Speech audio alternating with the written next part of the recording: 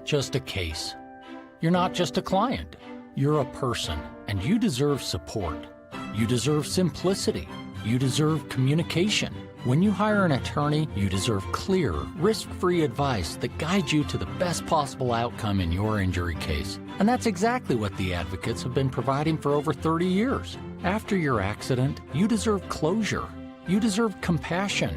You deserve peace of mind. You deserve an advocate.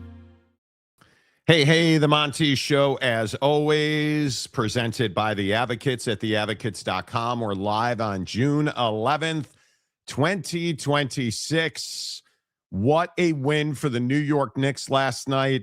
I don't even know how you describe that. We have got a lot to get to today, including Texas Tech and Cody Campbell. Yes, we are going to get there, but we have got to talk about the New York Knicks.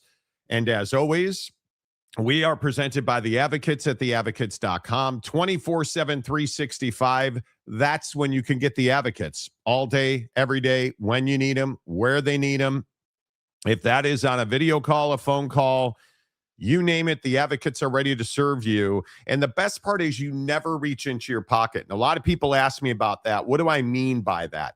You never scratch the Advocates a check. The Advocates understand that when you've been in an accident, maybe you got hurt at work, maybe you were in an Uber or a Lyft and you got into an accident. That's not your fault, right? You shouldn't be worried about, can you afford to get proper representation? Yes, you can, because the Advocates are never going to ask you to write them a check. There's no consultation fees. There's no retainers. You just get clear, risk-free advice 24/7, 365 at theadvocates.com. The Knicks win last night. It is the single best, most enjoyable NBA game that I have watched since the Bulls and Jordan went on their runs. I don't know how to describe what that was like for me. I can only tell you the emotions that you feel watching that game. It brings me back to the Lakers and Blazers way back in the day with Shaq and Kobe in the early 2000s, when they're down big at home and the Blazers are celebrating and the Lakers come back and win. This was more than that. This is the NBA Finals at Madison Square Garden. You're down 29. Josh Hart is missing a wide open layup, a breakaway layup to give you the lead. He misses it, and you feel like maybe that's just where the game would end. No, because De'Aaron Fox might be the most unintelligent basketball player I've ever seen. There's that play where the Knicks turn the ball over, and De'Aaron Fox has it with, I think it's 10 seconds left to go, and just decides to try and get a layup. And I think he was trying to get fouled, and guess who was there? OG Anunoby blocked his shot. Whereas if De'Aaron Fox just dribbles that ball out, the Spurs win and we're tied. It's 2-2, but instead now it's 3-1 because De'Aaron Fox played really stupid basketball last night. And that doesn't even account for being up 29 as the San Antonio Spurs were, and you shoot 8 straight three-pointers. What are you doing? It's unthinkable. And I know that we have talked about this series probably not enough now.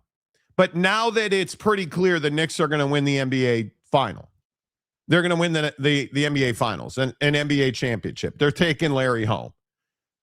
The thing that's amazing to me is not only am I good looking, but OG Anunoby is the only reason they've won 3 games in this series. And I will continue to tell you he is the key factor for the Knicks. It's not the tip play. It's the block shot. It's the critical rebounds. It's the key three-pointers. He's doing the little things that matter most, that have made a huge difference. You want to talk about little things that are not so little.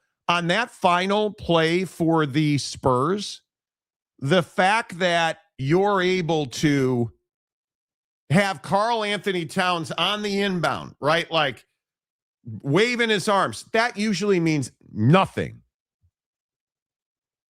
He tips the ball or Castle has a wide open layup to win the game. They run a back pick on Josh Hart, who, again, did not have a great night. Multiple times he didn't box out. Especially, I think with like 20-something seconds to go, he misses a box out. He got caught ball watching. Spurs get a layup. They just unthinkable that you didn't box out. He misses the layup. The wide open layup we talked about. And then on that last play, he gets backpicked, and Castle's got a wide open layup. A wide open layup. And it is just, it's incredible. And it's on my Twitter, and we don't have the video, but the crowd going crazy. There's a shot, a wide shot, not a TV camera shot, but a wide shot from the crowd from the stands at Madison Square Garden last night when OG Anunoby, on a play that I don't know how he made that play. I do not know how he made that play. But OG makes this play where he tips the ball in. The Knicks take the lead. Jalen misses a three. OG tips the ball in. They go from the ball hitting the rim, and you just hear this, to the roof absolutely coming off of Madison Square Garden.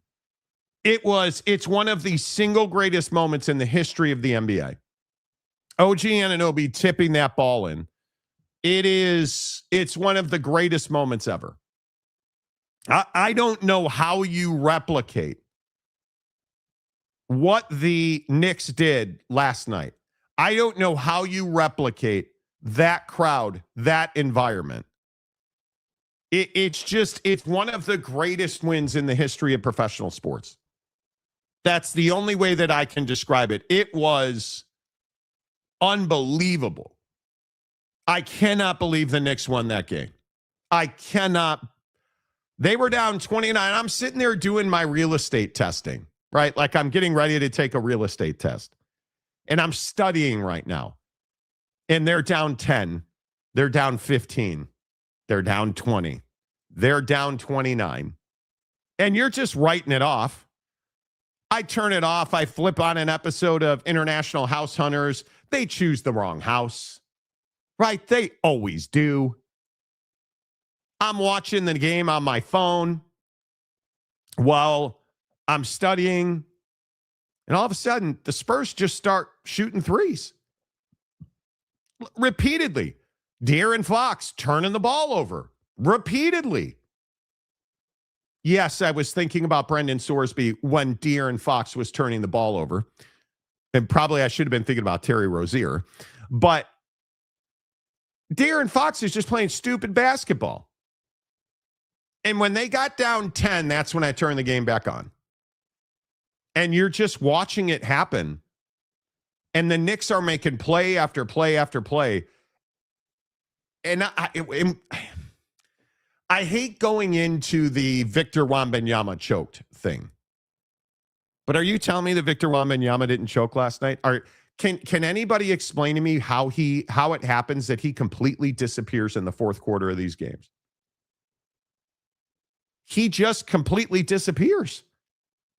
I can't explain it. I don't know. In the comments section, is this the greatest comeback in the history of professional sports?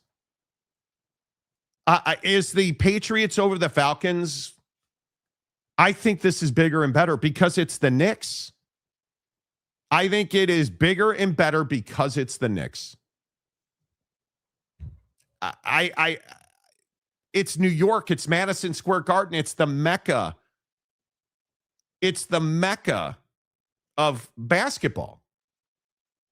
There's also a video on Twitter of the U.S. men's soccer team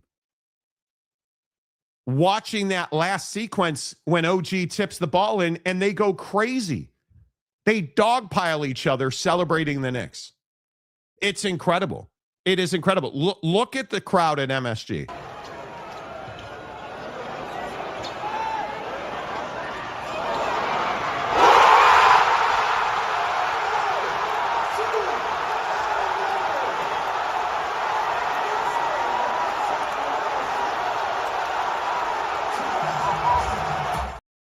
It's just incredible, dude.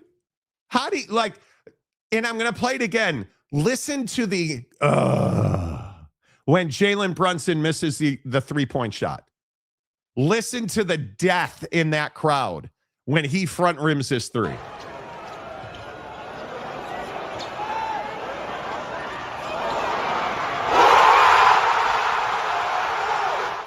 I mean, it's unbelievable. And one detail I would point out to you on the Jalen Brunson missed 3.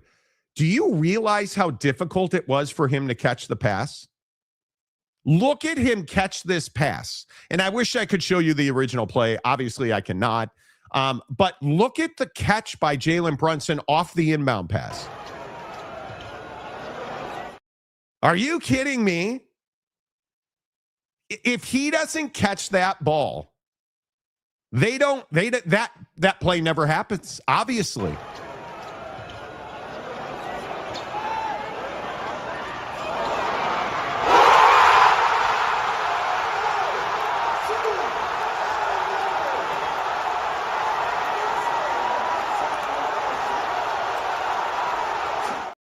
With 1.2 seconds left, OG saves the Knicks.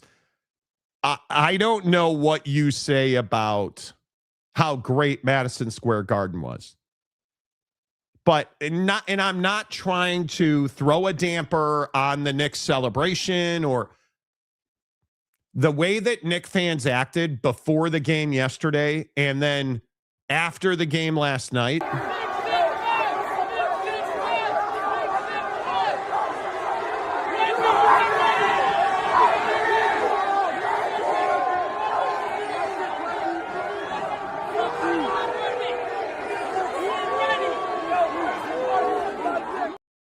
Do you realize what happened right there?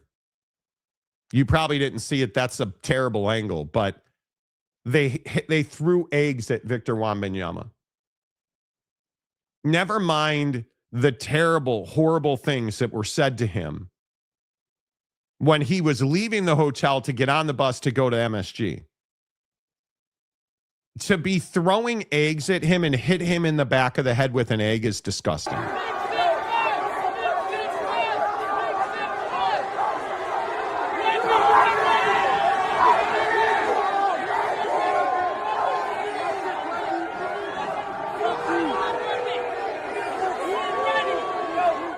I mean, that's just terrible. That is absolutely. But are we really surprised that that's who we've become? Like, I hope at some point they can analyze video and figure out who that is and go full facial recognition on that ass. And then you should be in jail. That's disgusting. That's not funny. That doesn't make you cool. You're disgusting. And it is really disappointing to me that we cannot have nice things because of hooligans like that. As much goodness is happening around the Knicks, when the Knicks win this championship, they are going to destroy that city. They are going to riot. Things will burn. There will be, it's terrible. And throwing eggs at Victor Wembanyama last night, how low cash is that? How low? To wreck a moment like this by throwing eggs at Victor is ridiculous.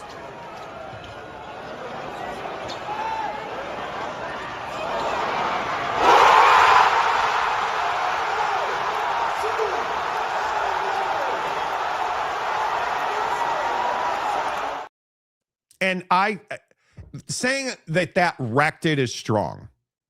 But if somebody was doing that to the Knicks, you would be outraged. Like, it's ridiculous that we would handle that. I hope they identify who that fraud is.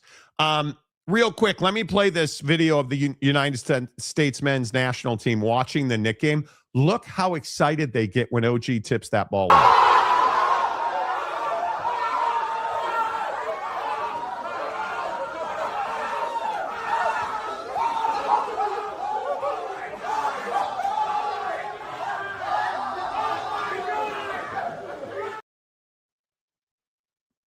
my God. Like, it's that big of a deal. The Knicks winning that game in that fashion last night, I think it's one of the greatest sports moments I've ever seen live. Yeah, I guess they ran out of tortillas. Exactly. I'm amazed by it. I'm amazed by it. Matt Muldoon, good morning. I'm a 40-year-old Yankee Giant Knick fan and saw multiple Yankees and Giants championships, and we never did this before. New class of fan. Yeah. What is it that you get out of behaving like this? Is what I always say to you guys. Know, like, you've seen the videos of fans throwing hands in the stands, like getting in physical fights. Like, what are you getting out of that? What are you getting out of assaulting Victor Wembanyama? What is it inside of us that makes us feel like we need to throw eggs at Victor Wembanyama? I would never even, that thought would never cross my mind. And I hate the San Antonio Spurs. I don't necessarily hate Victor Wembanyama. I think the guy's a zero. He literally means he has no impact to me as a basketball fan. I would never consider jail time so that I could throw an egg at him. It would never even cross my mind. You know, I like when they made that last shot and they show some of the celebs on the sideline in awe. Yeah, it was awesome. It was awesome. I'm amazed by it. They ran out of tortillas, I guess. See, everybody's saying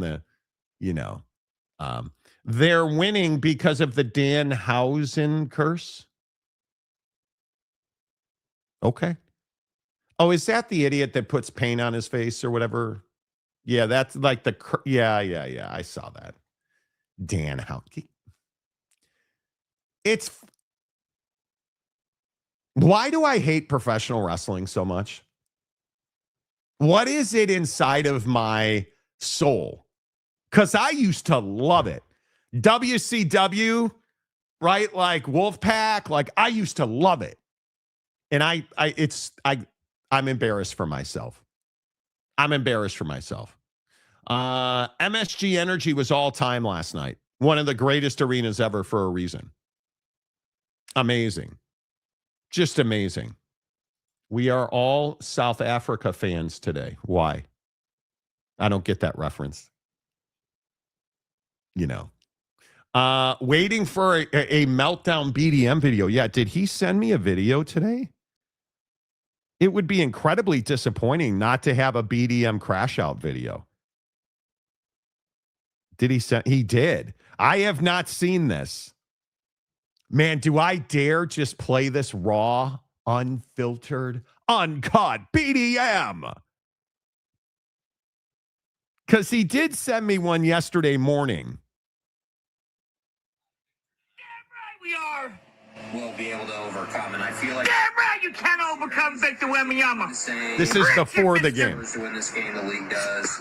That's what my the fuck is his concern.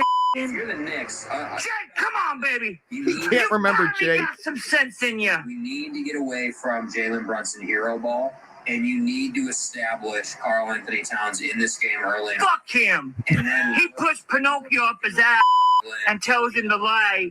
That's how he spends his nights. To success in San Antonio. You need to get back to that. Yeah. Are the San Antonio Spurs a dirty team? Hell no. It's borderline. I mean, No, it's not. you're basically saying that they are Bipolar behavior we have. to the point where they're trying to, hurt God, you, this is basically. before the It's game. not just, being physical inside the game. It's, hey, I'm like trying to cause injury here. I'm not quite convinced they're trying to cause injury, but I do think that they're playing extremely physical and they're trying to intimidate. Oh, it's not the San Antonio Spurs' fault. New York has manginas. Wembanyama, that should have been a flagrant foul. Hell no! What the talking about? This game's going to be very interesting. Okay, so if that's before the game, I'm hesitant to play this video, you guys. He sent this to me at 10 o'clock last night. He's outside and it's dark.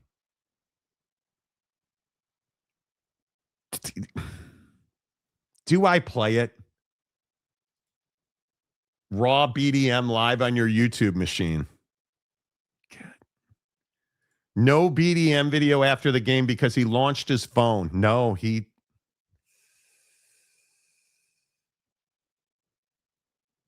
Okay, I'll play it.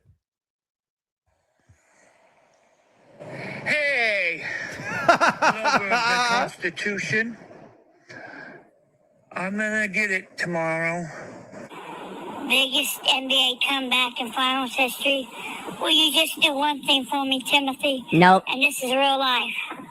This is me talking as who I really am to you, Timothy. Everything you do is cool, but please do not mention anything about getting me a Victor jersey or anything with Victor. Any Victor memorabilia. Remember when I was in the hospital, I had that thing on my head because of the infection, because I didn't wash my pillowcase.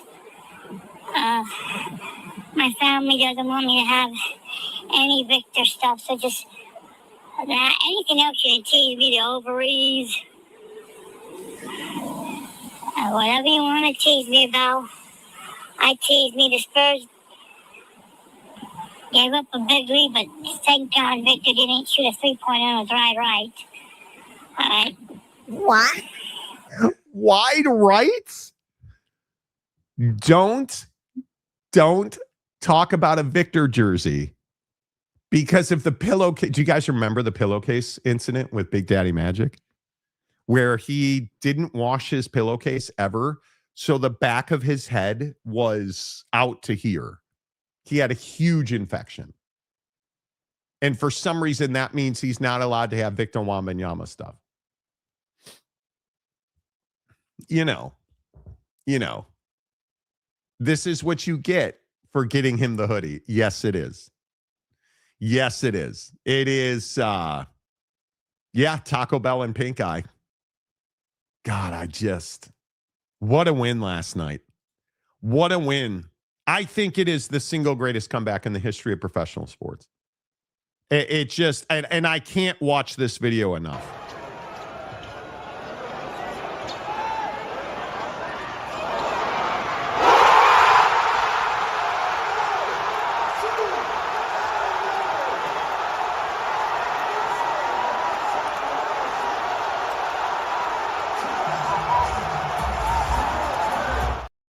I mean, I think it has to be one of the greatest sports moments of all time.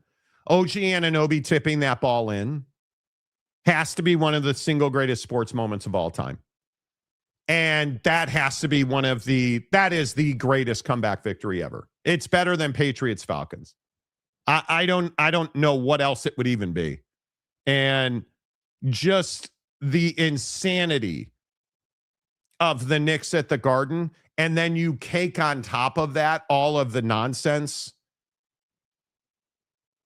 What kind of world are we living in? It was surreal last night. It was surreal. I loved it. I will get back into it later, but in the comment section, is it the single greatest comeback victory of all time? Yeah, I guess Victor isn't the way anymore. Victor's, he's not the way. It was a great comeback. Even Bavakwa nods in respect. Yeah, do I not get any mad love for the Notre Dame golf logo? Come on, man. You can't blame the Spurs for not blocking out for that rebound because they don't have a 7-4 player. Exactly. How about Karl Anthony Towns tipping that final inbound pass? There's so many. There are so many things. You really think the Spurs are a dirty team? I think it's close. And when did the tide turn? When Victor started pointing to his skull, telling Mitchell Robinson, I'm in your head. And then just like that, the tide turned. The old Pinocchio joke from BDM. Big Daddy Magic loves him some professional wrestling. So if anybody ever said it in a professional wrestling setting, Big Daddy Magic's going to run it out. He's going to run it out. All right, we'll get back to the Spurs and Knicks. Feel free to drop your comments. Don't forget, Game 5 is Saturday at 8:30 on ABC. You can't tell me the NBA is going to let the Knicks win this championship in San Antonio. That's coming back for a Game 6. That's coming back for a Game 6. That has to come back for a Game 6. Has to. I don't think there's any way they win this in San Antonio. You know. No, the Bills come back with Frank Reich. I watched that game too. I was actually I can't remember what it was called. I was a huge Bills fan at that point. I loved Jim Kelly. I don't remember even what year it was. I was like 19, 20 years old.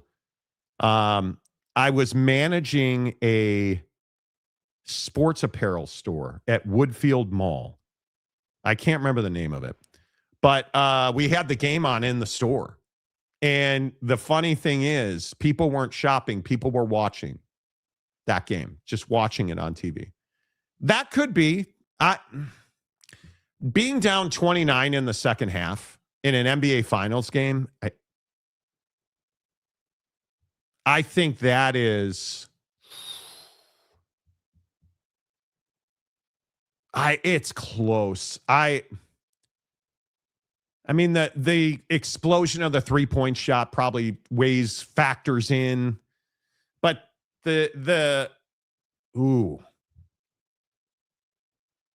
I mean, it was with your backup quarterback. That matters too. You had an all-time defense in Buffalo. It's close. 29 points in one half of NBA basketball. That's a heater, dude. That's almost. No, it's better than the Music City Miracle. It's definitely better than that. Now, again, I don't think so. I'm talking about single comeback in a game, not in a series. A singular comeback at that level, the Bills, absolutely that could be. The Frank Reich Bills game, man, that's close. That's close. That's close. Good call on the Bills game. That's close. Yeah, I think it's 29 points in an NBA game is in the second half. That should never and the Spurs played a huge role. Shooting 8 straight threes, the turnovers, De'Aaron Fox being stupid. But the Knicks still had to score the ball. But, Buster Douglas and Mike Tyson. But is that a comeback or is that an upset?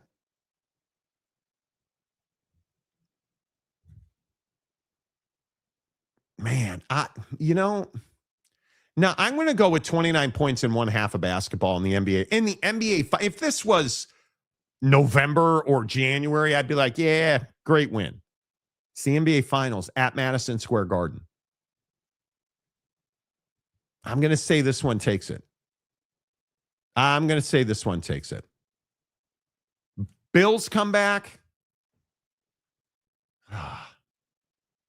That's tough, dude. I'm kind of on the fence on that. Boy, I'm going to go with 29 points. There, I'm not vacillating anymore.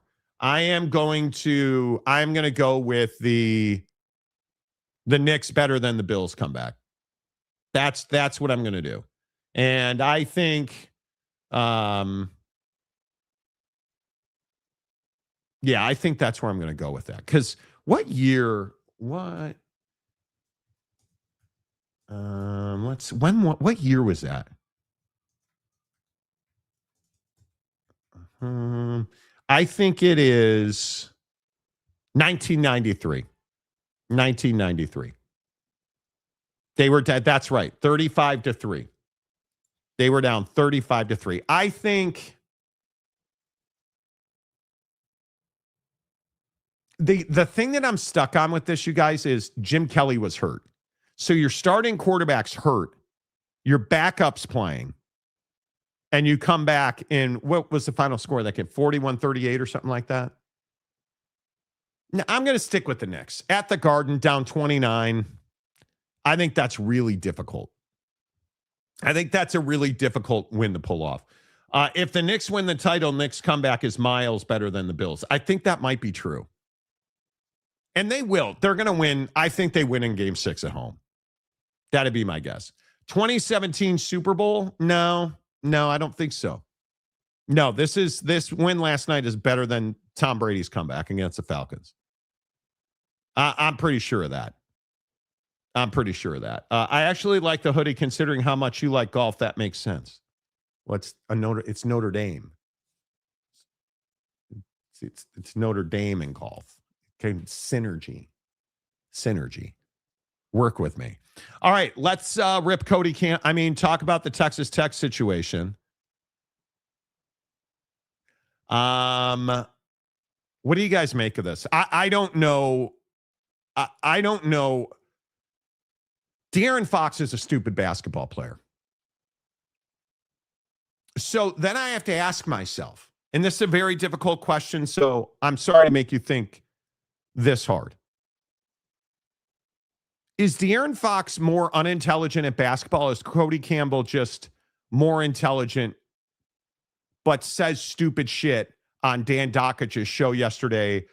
The whataboutisms in this, I'm warning you right now, the whataboutisms in this here take from Cody Campbell are historically and epically stupid. And I have been saying for weeks and months now that Cody Campbell needs to talk less. A lot less. And I think I have seen few times in sports,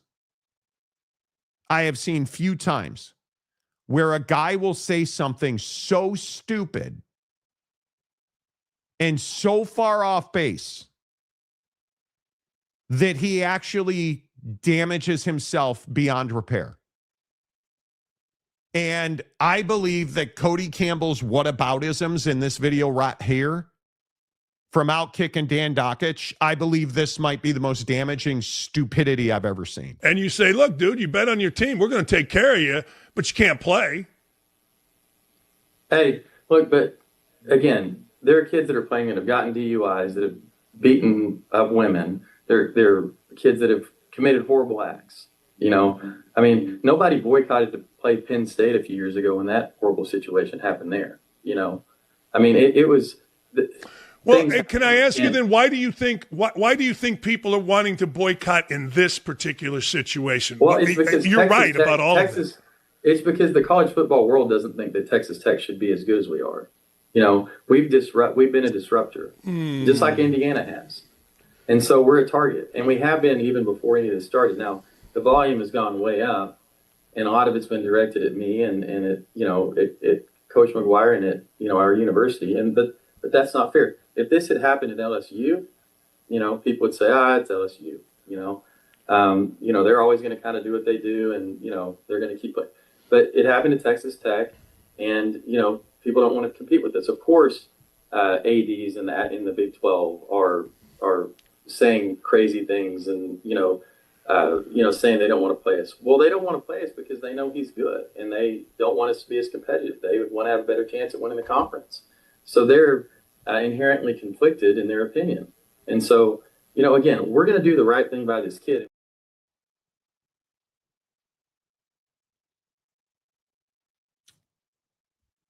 Well, how stupid are you?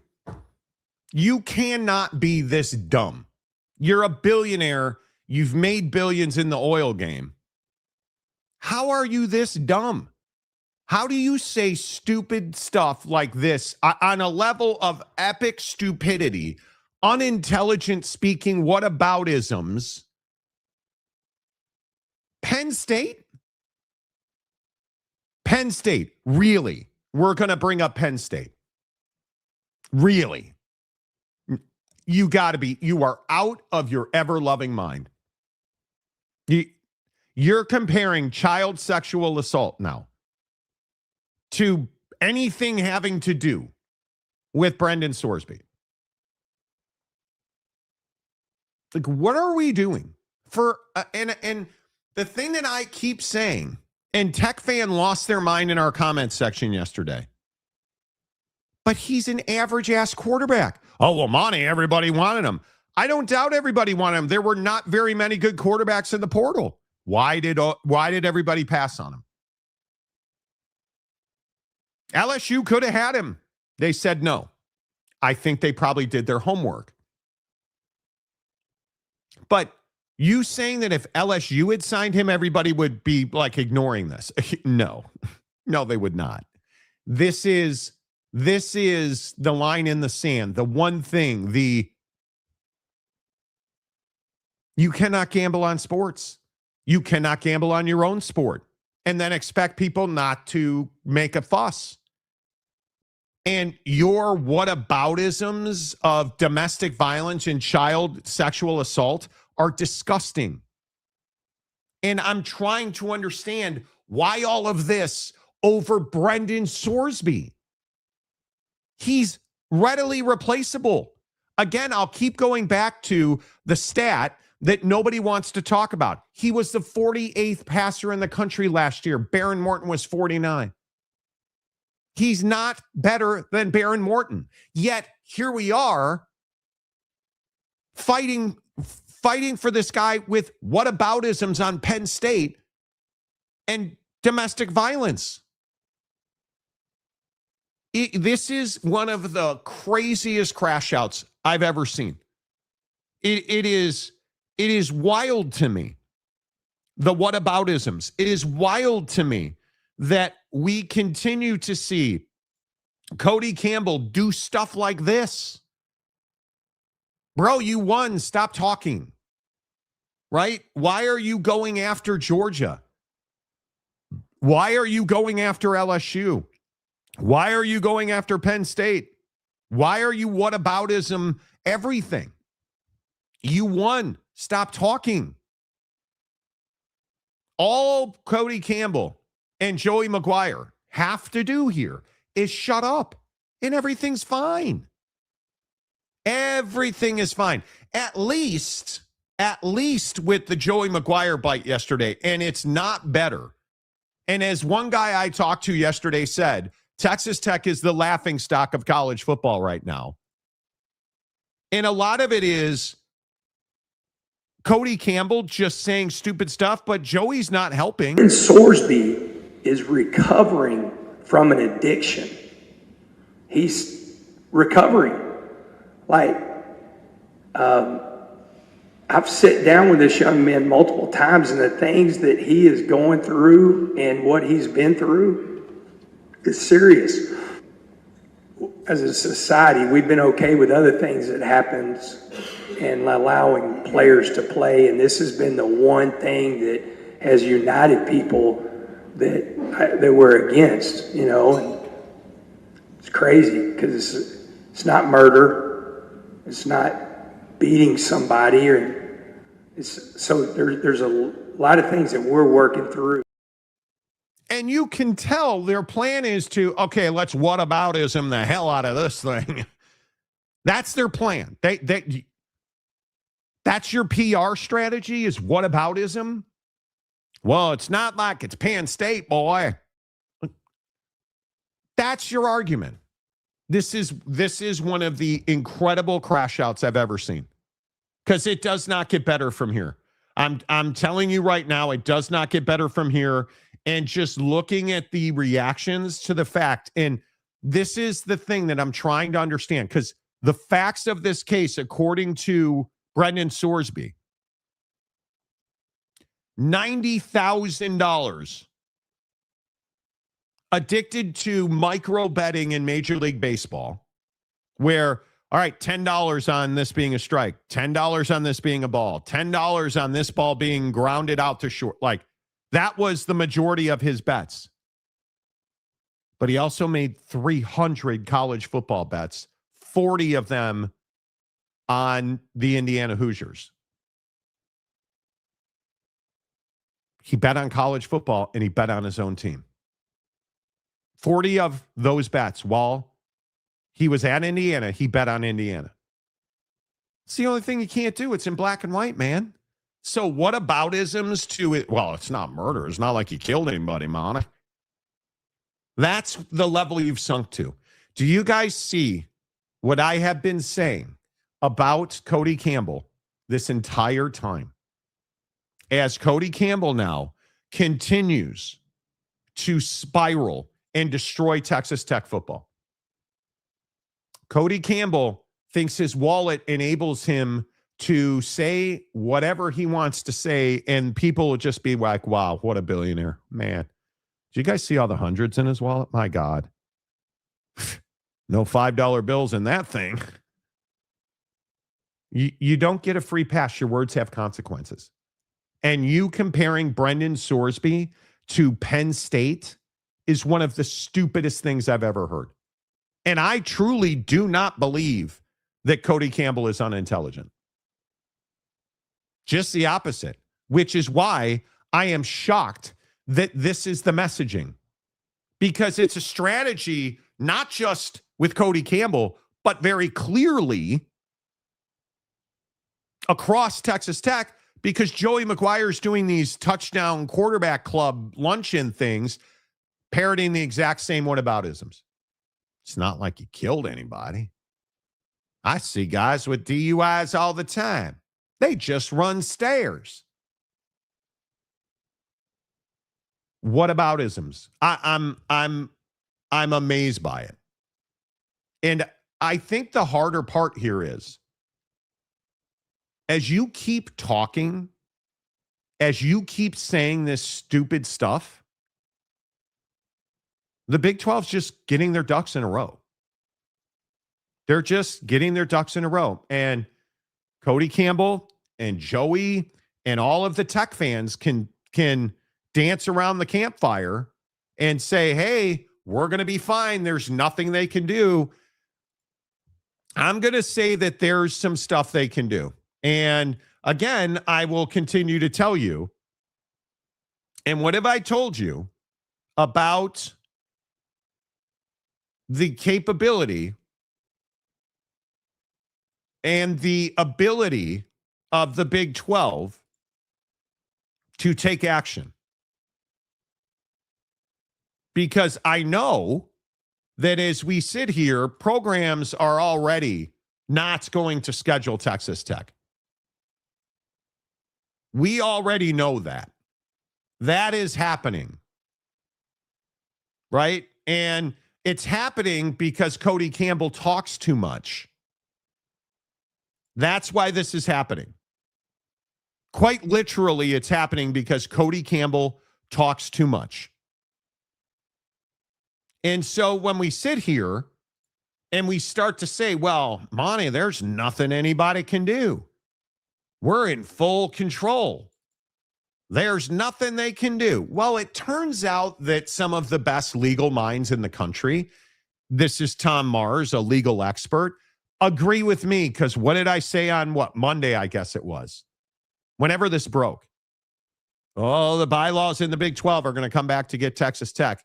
And I'm sure they'll Mountain West this thing and sue so they don't have to follow the bylaws.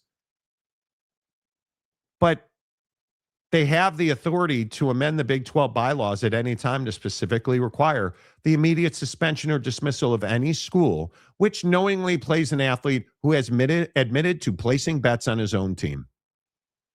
They don't need Texas Tech's vote. They don't need it. As I told you, Texas Tech does not dictate anything here. Texas Tech does not control anything here. If the conference really wanted to go after Texas Tech, they could do it. Now, is that going to happen? No, probably not. Probably not. But you look at this statement, here's more stupidity and vomiting of word salad from Texas Tech and their athletic director, and you just can't stop yourself from talking. And you found a judge that was willing to rule in your favor. And all you had to do was take the dub. You won. Now shut up and disappear for the summer. That's literally all Texas Tech had to do here. But you couldn't do that. You had to whataboutism this thing into the ground. And I see a bunch of you just tuning in, and I'll play it again because it is wild. I think these are some of the most, reckless probably doesn't cover it. These are some of the most unintelligent and reckless comments I've ever seen from somebody in control of a college football program. And you say, look, dude, you bet on your team. We're going to take care of you, but you can't play. Hey, look, but again, there are kids that are playing that have gotten DUIs, that have beaten up women. There are kids that have committed horrible acts. You know, I mean, nobody boycotted to play Penn State a few years ago when that horrible situation happened there. You know, I mean, it was. Well, can I ask you then, why do you think people are wanting to boycott in this particular situation? Well, it's because you're right about all of this. It's because the college football world doesn't think that Texas Tech should be as good as we are. You know, we've been a disruptor, just like Indiana has. And so we're a target, and we have been even before any of this started. Now, the volume has gone way up, and a lot of it's been directed at me and at Coach McGuire and at, our university. But that's not fair. If this had happened at LSU, people would say, it's LSU, they're always going to kind of do what they do, and, they're going to keep playing. But it happened at Texas Tech, and, people don't want to compete with this. Of course, ADs in the Big 12 are saying crazy things and, saying they don't want to play us. Well, they don't want to play us because they know he's good, and they don't want us to be as competitive. They want to have a better chance at winning the conference. So they're inherently conflicted in their opinion. And so, again, we're going to do the right thing by this kid. We're scared of Brendan Sorsby, so we're taking this action. Man, Monty, let me tell you, they got Brendan Sorsby, and we're terrified. Said nobody ever.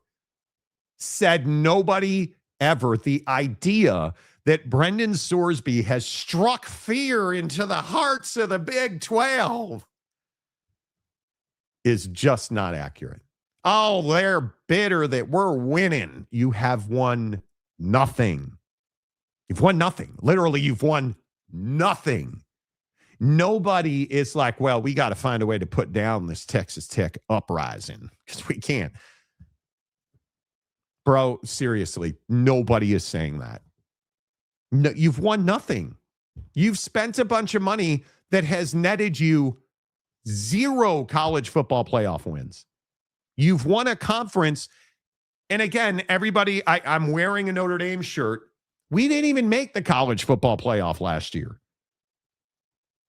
And I can honestly say you won a conference that was 2 teams deep last year in the Big 12. You've won nothing. Nobody's scared of you. Nobody's intimidated by you. Nobody's jealous of you. Nobody's scared of Brendan Sorsby, bud. Nobody. That's just, this is all a fugazi out of Cody Campbell. It's not real. It's not real. Doesn't exist. Not happening. Nothing that he said there exists in real world. Nothing. Nobody is scared of Texas Tech. Nobody is intimidated by Texas Tech. Right? Like the other thing I thought was so interesting, not only did you guys hear, and I dare play it again, but did you hear the other school that he brought up there? He compared himself to Indiana, who's won it. Let's get crazy. They've won a national championship. What have you won? What have you won? Nothing. And you're comparing yourself to arguably the most dominant college football run we've seen recently, Indiana, who has Mark Cuban's money and an experienced football coach who built a roster and then beat everybody's ass. and won a national championship, which you have not done. You have not done. All you've done is fucked around and found out. And the finding out part isn't even finished yet. Never mind that, because let's recap what Cody Campbell and friends have done to themselves. You signed an ass quarterback who has gambled on his own team. He admits that. You found a judge that somehow made a ruling that nobody can comprehend. And now you won't stop taking victory laps. And as a result of your victory laps, people are refusing to play you. And not just right now, into the future. The Big 12 has really key meetings with their executive committee today. Other conferences are having meetings with their leadership about you because of you. You're standing alone on an island. You don't have a boat, but you do have an oar, and that'd be your billions of dollars. So good luck with that. Because if you think that the find out part of this, we haven't even begun yet. We have not even begun yet. It just is not. This is amazing to me. Let me ask you, what do you think the Big 12 should do? Do you believe that the Big 12 and Texas Tech are headed for a head-on collision here? Because I don't think there's any question the Big 12 is going to take action against Texas Tech. I have no doubt about it. When you're as unified as they are, and reports say that every athletic director in the Big 12 outside of Texas Tech has said, yes, we need to take action. And today, they have the presidents on a call with Brett Yormark today. And I'm going to guess all but one is going to say, yes, we need to take action. And there's nothing that Texas Tech can do to stop it. And so I ask you in the comments section, what should the Big 12 do? My opinion is that I think you have to stop Brendan Sorsby from competing. What I think you have to do is you have to tell Texas Tech, we're going to give you a week. You either put an end to this nonsense and issue a statement that Brendan Sorsby is stepping away from Texas Tech for whatever reason. Hey, I'm dealing with a mental health issue, which I doubt he'll say because he believes he's good enough to play in the NFL. Hey, I don't want to be a distraction. Texas Tech deserves better than this. I need to be accountable for my actions. And as part of that, I do not wish to bring any disrepute or stain to the Texas Tech brand. Therefore, I am going to walk away and prepare myself for the NFL draft. Because I think that's the statement that's coming. Brendan Sorsby, because Cody Campbell's got billions of dollars and will fight for you. Cody Campbell will never say anything like, yeah, we made a mistake here. His ego will never let him do that. Narcissistic personalities like Cody Campbell never admit that they made a mistake. See Washington, D.C. And my opinion is, and again, this is just my opinion, I think Brendan Sorsby falls on the sword and walks away from Texas Tech to save everybody the consternation. And I think the Big 12 is going to force their hand in having him do that. I think they will continue to support him. I think they will pay that man his money. And I think that they will keep him in school, keep him in their addiction institute, all of it. But I don't think he ever plays a down of football in Lubbock or any other college football town for that matter. And I actually I think he's a pariah in NFL circles. That bro is a UFL bro if I've ever seen one. Maybe Canada. I have no idea what Canada's gambling policy is, but We'll see. Jay Beers, I hope you're right, Monty. Something needs to happen. He cannot be allowed to play and make a mockery of college football, which again, I think that's the worst part here, because I believe, my opinion is, that's exactly what Cody Campbell and Texas Tech have done. I think Cody Campbell and Texas Tech have made a complete mockery of college football. I think they've made a mess out of it. I think that they have done everything that they can do to make a mess of this. I think Cody Campbell doesn't care about the history and tradition of college football. I think Cody Campbell does not care about anything but Cody Campbell, one, and then winning football games at Texas Tech a very distant second. Cody Campbell is somebody who is a big fan of Cody Campbell. It's not personal. I don't know Cody. I am disgusted by his words yesterday. I am absolutely disgusted that he would bring up Penn State as a way to justify Brendan Sorsby. And you say, look, dude, you bet on your team. We're going to take care of you, but you can't play. Hey, look, but again, there are kids that are playing that have gotten DUIs, that have beaten up women. They're kids that have committed horrible acts. You know, I mean, nobody boycotted to play Penn State a few years ago when that horrible situation happened there. You know, I mean, it was. Well, can I ask you then, why do you think people are wanting to boycott in this particular situation? Well, it's because you're right about all of this. It's because the college football world doesn't think that Texas Tech should be as good as we are. You know, shut up. The college football world. Nobody in the SEC is thinking about Texas Tech. Nobody's scared of Oregon. Beat the hell out of you. Nobody's scared of you, man. The college football world doesn't think Texas Tech should be as good as they are. Are you out of your mind? Are you out? Literally, has anybody done a wellness check on Cody Campbell? What are you in the world are you talking about? And again, the thing that strikes so much frustration in my mind over this is the messaging is remarkably similar between Joey McGuire and Cody Campbell. Brendan Sorsby is recovering from an addiction. He's recovering. Like, I've sat down with this young man multiple times, and the things that he is going through and what he's been through is serious.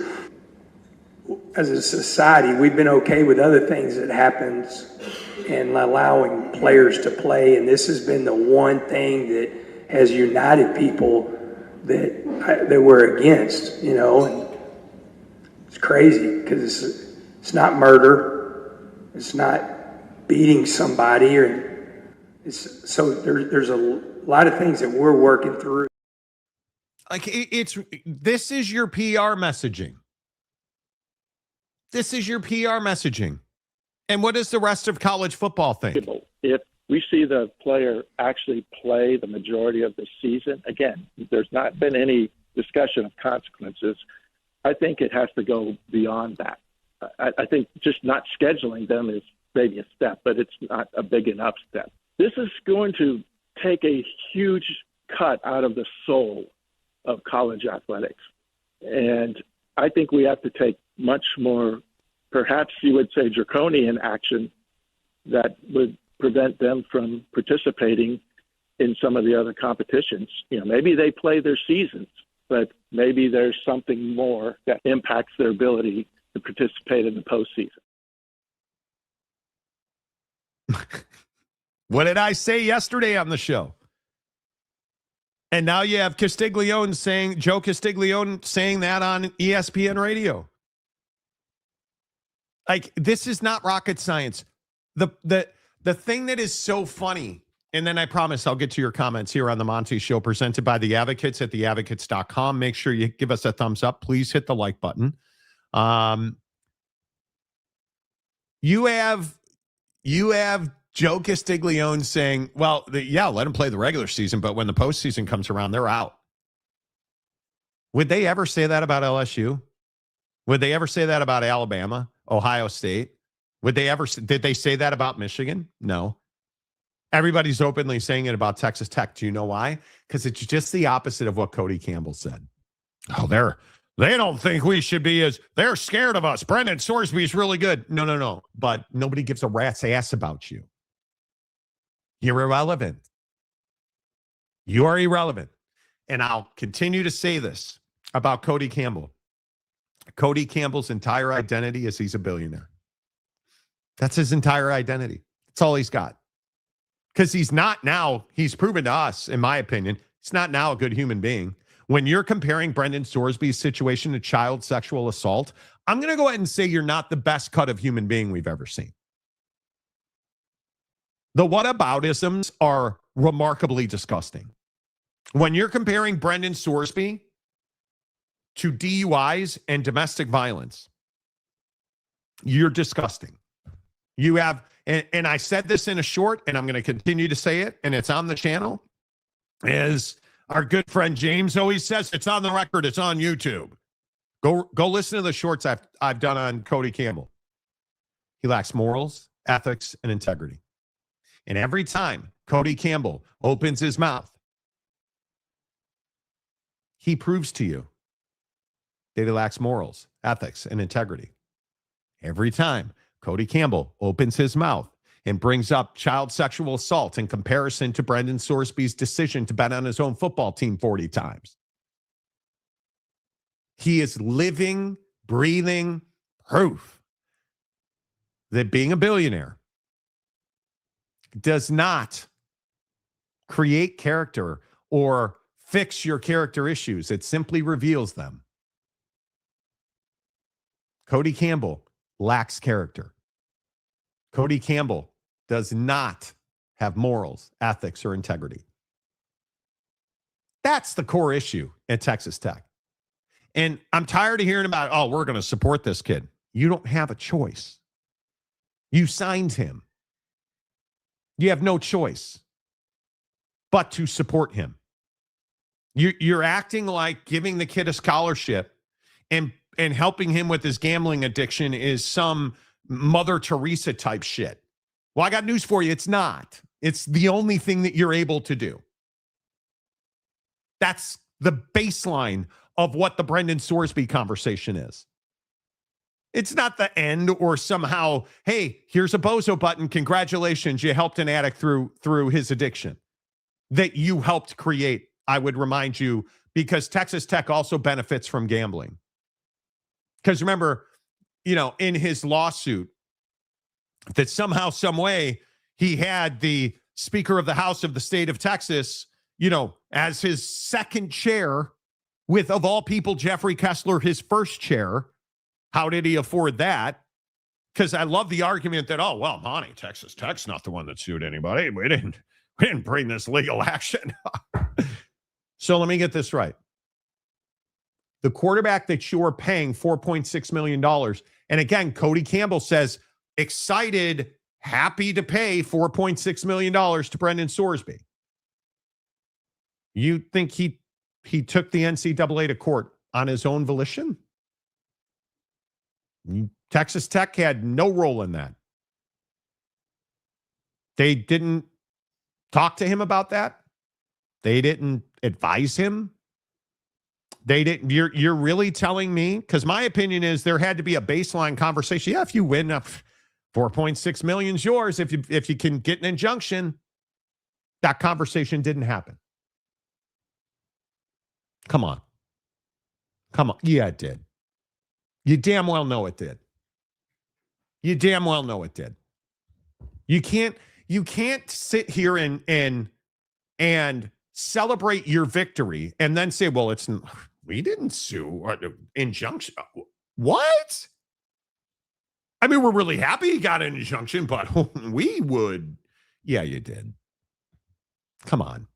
Like what are we doing? When Rick Pitino is casting doubt on your behavior, you probably ought to stay out of Italian restaurants. Well, I agree with you, but let's look at it this way. If you're constantly selling alcohol to players, you're going to have some addicts. If you're in the middle of games and they're breaking in, FanDuel's breaking in and saying the line is this and the line is that, and But I believe there is, you're creating addicts. I can see you becoming a football gambler because of all day long on ESPN, all they're talking about is the line and gambling and who you're picking and so on. You're going to have a lot of athletes that become gamblers because of it. Sirius XM, Rick Pitino right there. You're telling me Texas Tech doesn't benefit from that on any level? Are they members of the NCAA? Believe they are. So this system you're railing against, as Rick Pitino just pointed out, yeah, you're part of that system. You created it. You play a role in propping it up. No pun intended. Right? Like, come on now. Like, come on. Monty, good morning. Nice Notre Dame gear. Isn't it, though? Look at the shamrock right there. You know. When Cody speaks, I feel I get stupider. It's remarkable. Can you believe he said that? Am I making too much out of this Penn State thing? I cannot believe he brought that up. I cannot believe he is comparing Brendan Sorsby's situation to Sandusky, Pedo Paterno, and friends. That's wild to me. That is wild to me. Tech is a JUCO that changed its name to... No, it's not. I totally disagree. I think Texas... Here's the issue. Texas Tech is a good university. Texas Tech, until this Sorsby thing, until Sorbet showed up, until Brendan Sorsby exploded, Texas Tech was doing really good things for the Big 12. Texas Tech was doing really good things for women's softball, competing at a high level in college basketball. And all of that is forgotten now and overshadowed by your comparison of Brendan Sorsby and Penn State. So insulting Texas Tech, the institution, is wrong. Texas Tech is a good school. It's a good institution. They do good things. The people in West Texas and Lubbock are good folks. They're hardworking people. I'm not getting after Texas Tech alumni. I'm not getting after Texas Tech fans. They're good people. Fans are fanatics for a reason. What I'm getting after is a guy in Cody Campbell who says some really stupid stuff, who does some really stupid stuff, and makes Texas Tech look really stupid. Because he's calling the shots in Texas Tech athletics, and I will not believe differently. Because as I continue to tell you, Cody Campbell's a bully because he's got billions. He's not in this position. Do you think he's in this position because he earned it? You think he's in this position because he has done anything other than spend tons of money on Texas Tech athletics? He is only in the position that he is in because he is rich, which has never qualified one as a Rhodes Scholar. So let's not conflate this whole thing. Well, Cody Campbell is there, and that must mean what it means is he's got money. He's not qualified. He's showing you every single day he's not qualified. That doesn't mean that Texas Tech is somehow some terrible school. Boyd Lake, did you guys know that SEO's the way? None of these other offenses, as bad as they are, destroyed the sport. Allowing players to bet on their own sport and teams destroys sports for all of college football. It does because, and I think that's an interesting point. As so many said yesterday, are we really going to be able to watch Brendan Sorsby throw interceptions and think he's doing anything other than tanking? You've seen the highlight reel that's out there of him being a really bad quarterback at Cincinnati in situations that are, what were you looking at there? I mean, I know that Brendan Sorsby is the greatest quarterback in college football, according to Cody Campbell. Everybody's terrified of him. But when you look at the reel of his interceptions, what you are either really just not a very good quarterback, ill-prepared, or maybe there were other motives for throwing interceptions. I hope not. But my opinion is you look at some of the interceptions that Brendan Sorsby threw last year, might want to ask Terry Rozier what his thoughts on those interceptions are. Jonte Porter, anybody? Like, that's the only explanation for how bad that decision was. I hope I'm wrong. It's just my opinion. It's just my opinion. Those were really bad decisions. Inexplicably bad decisions. It's not like Tech really has anything to offer. What are you talking about, man? This isn't. I'm not the guy that's going to crash out over Lubbock, Texas. There are fine folks in Lubbock. We have a lot of Texas Tech listeners on the show.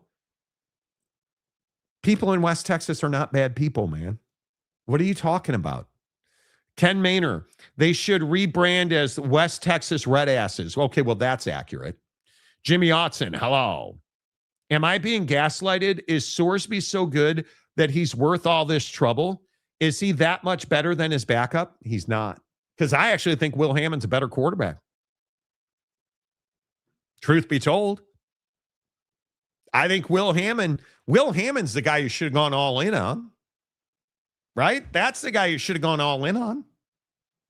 Because you don't have any of the elites. You don't have the Arch Mannings, the Julian Sands, the CJ Carrs, the Darian Mensahs, the truly elite quarterbacks. The Mesta makers, the guys who have been on the field, shown you they can throw and produce at a high level. You don't have that.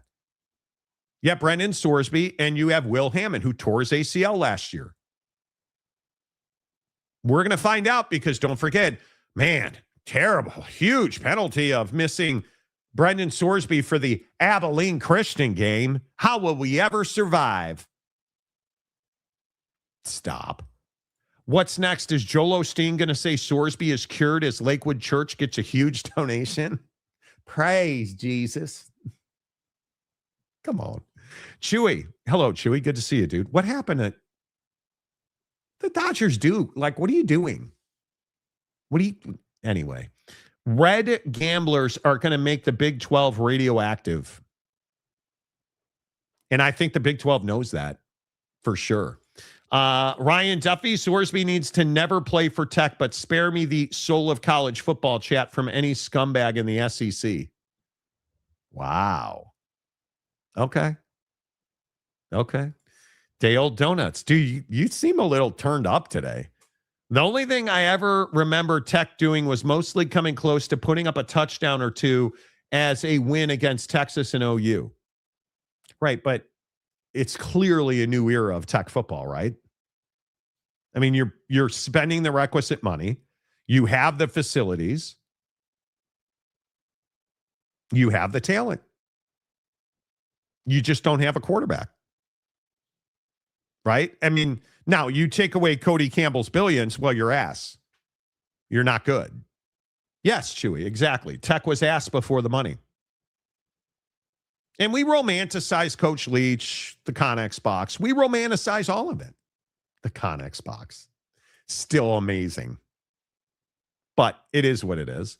The more you hear Cody speak on this, the more you understand his circle of friends in D.C. Yes, you do. Yes, you do. Willfully stupid denial. It's ridiculous. It is. Even the guy doing the interview has a look on his face like, how stupid are these takes from Cody? And that's Dan Dockich, who routinely says stupid stuff. Right? Monty, shut the fuck up. You have no standing in morality. Didn't say I did. I'm not the one putting myself off as the moral compass of America. Like, you know. Dale Donuts, where is the AD and president from Tech? Talking far too much. The athletic director, I don't even want to. he has said some things as well that, bro, you know. Yeah, Dale Donuts, you seem a little turnt today. Are the donuts 3 days old today? Tom Dean, Cody, people are coming after us because we're disruptors like Indiana. Reality, yes, Indiana is a disruptor, but no one is coming after them. Must be something else, Cody. Isn't it? Do you guys remember what I said about Cody Campbell yesterday? Marcus pointed this out earlier. I called Cody Campbell the guy who thinks he's a disruptor, but he's actually not. That's FTR on YouTube. I said that in a short as well. And then Cody Campbell said, we're disruptors. Cody listens to the show. What more do you want? What do you call this? Texas Technical College? Bro, Texas Tech is a fine university. There's nothing wrong with that. There truly is not. Cody needs to sit down and shut up. Keep Sorsby on campus as a student and offering the rehab services he continues to need. Do not let him in the football building. Can't do it. Cannot do it. Sandusky in prison didn't get away with anything, but it's not. Cody Campbell's point on Penn State was nobody refused to play Penn State after the Sandusky Paterno Epstein type behavior. What does it have to do with anything? This is why I always say, like, okay, blame it on Joe Biden. We're still talking about Joe Biden. We're still talking about Penn State. The whataboutisms are remarkable. And again, like Rock and Rant said, it's the Washington, D.C. playbook.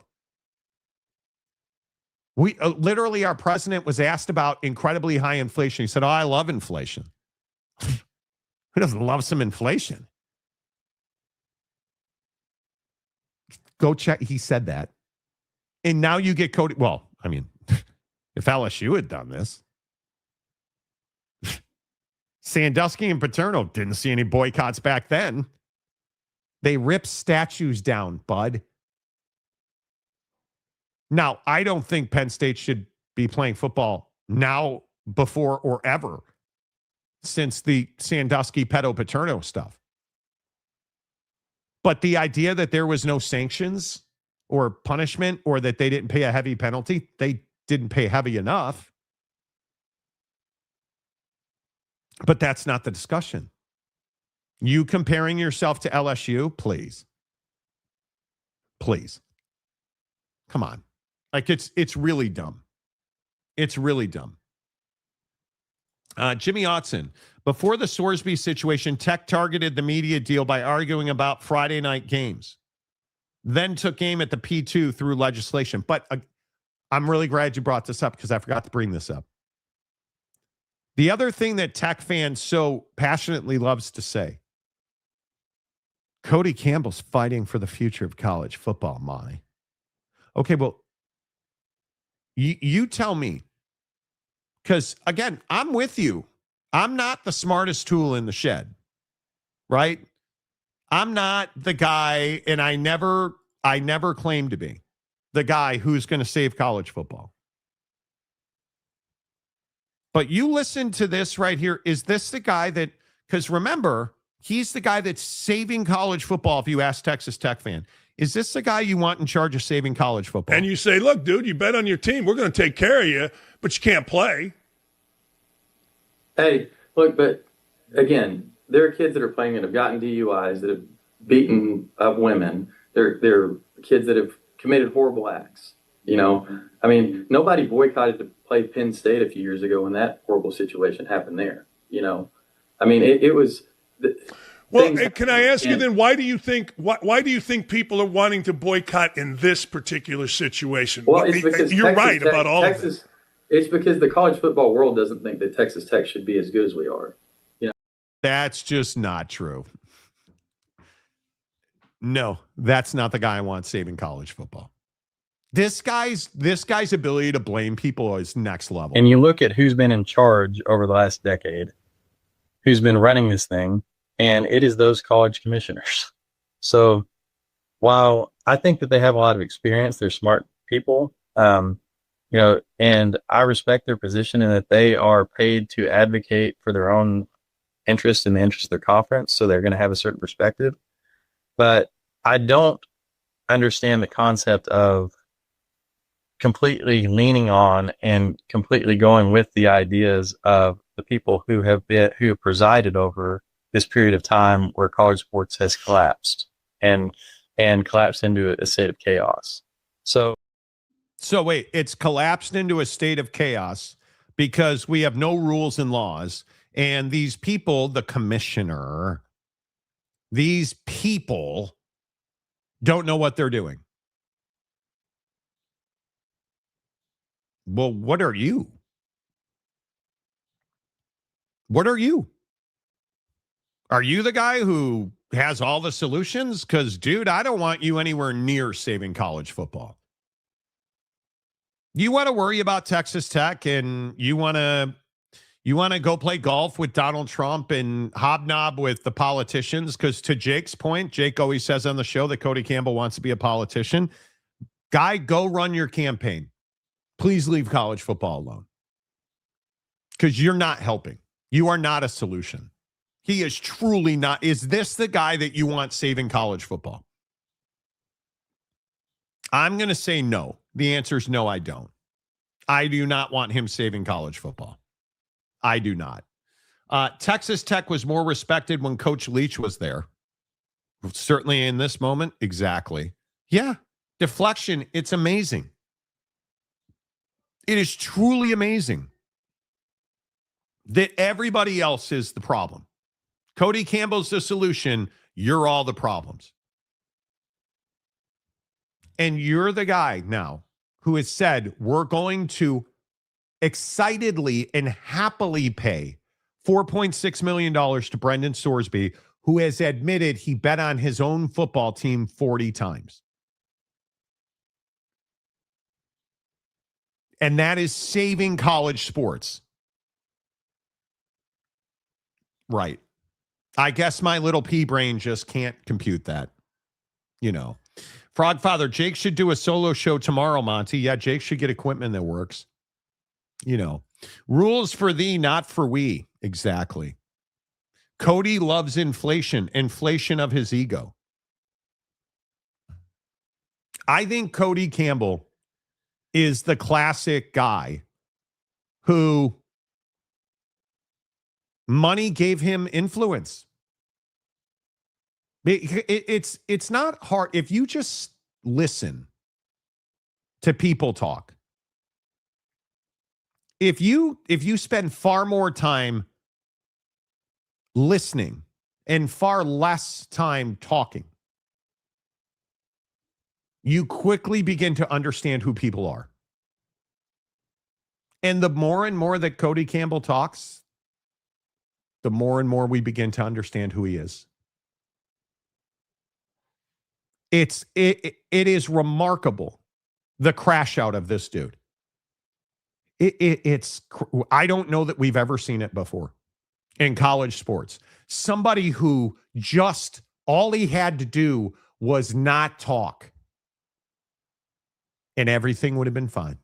My guess is all he had to do is not talk, and Brendan Sorsby gets awfully close to taking a snap at Texas Tech. Week 3, pretty good chance that he's playing football. But Cody Campbell couldn't stop talking. Cody Campbell couldn't stay off of TV. Cody Campbell couldn't stay off of Outkick.com. Cody Campbell could not stop seeing his face all over the interwebs. Cody Campbell loves Cody Campbell. And it's burying him. Because you don't have to, as the judge always says, don't talk. Are you losing? You're not. Shut up. Let Cody Campbell bury himself. Because all he's doing with his words, those words are a shovel, man. When you bring up whataboutisms, Penn State, LSU, domestic violence, DUIs. When you bring that stuff up, the whataboutisms, all you're doing is digging the hole deeper, dude. Because what you don't understand about Georgia's actually got relationships. Georgia's won multiple national championships. Georgia's one of the best programs in the country. Now, do their guys speed and kill people doing it? Yes. Do they have issues at Georgia? Yes. Are people trying to ban them from postseason play and put an end to their top donor? No. You know why? Because nobody at Georgia talks. What have we famously said on this show? What does Kirby Smart say about all this? Well, I don't know because he doesn't talk. What does the president and the athletic director say about Team SRT? We don't know because they don't talk about it. That's sound business strategy. If I don't talk about it, it's not going to happen. If I don't bring up pedophilia at Penn State in comparison to Brendan Sorsby, nobody else will. If I just keep trying to get oil out of the ground in West Texas instead of flapping my gums because I can't help myself, everything would be fine. But instead, Cody Campbell won't shut up. And so here we are.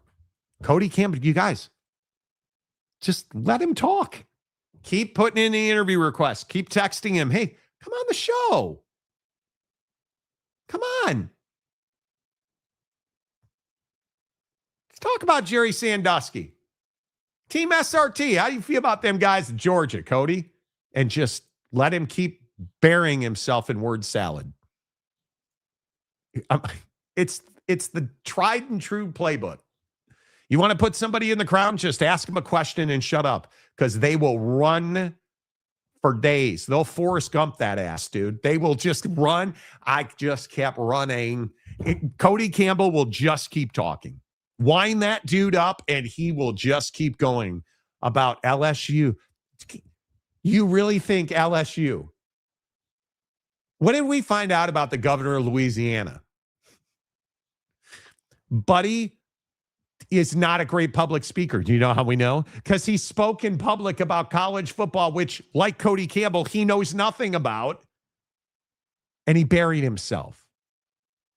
What happened to Brian Kelly? Family. He buried himself. Follow the rules. Don't talk. Disappear. Cody Campbell, sincerely, my advice to you, disappear. No more interviews. No more talking. Nothing. Joey McGuire, no more touchdown clubs or quarterback clubs. No more barnstorming. Shut up. Stop talking. Disappear. Say nothing. Go be the football coach at Texas Tech. Let other people do the PR, like the PR professionals. This is not rocket science. It's not rocket science. Tiger Jeb. A coach told me a long time ago that the worst thing you can be in college athletics is an outrider. You mean an outlier? You can do shady stuff as long as it's no shadier than the stuff everyone else is doing. That's the sad, sick thing about the world of billionaires. This is not just college football. This is life.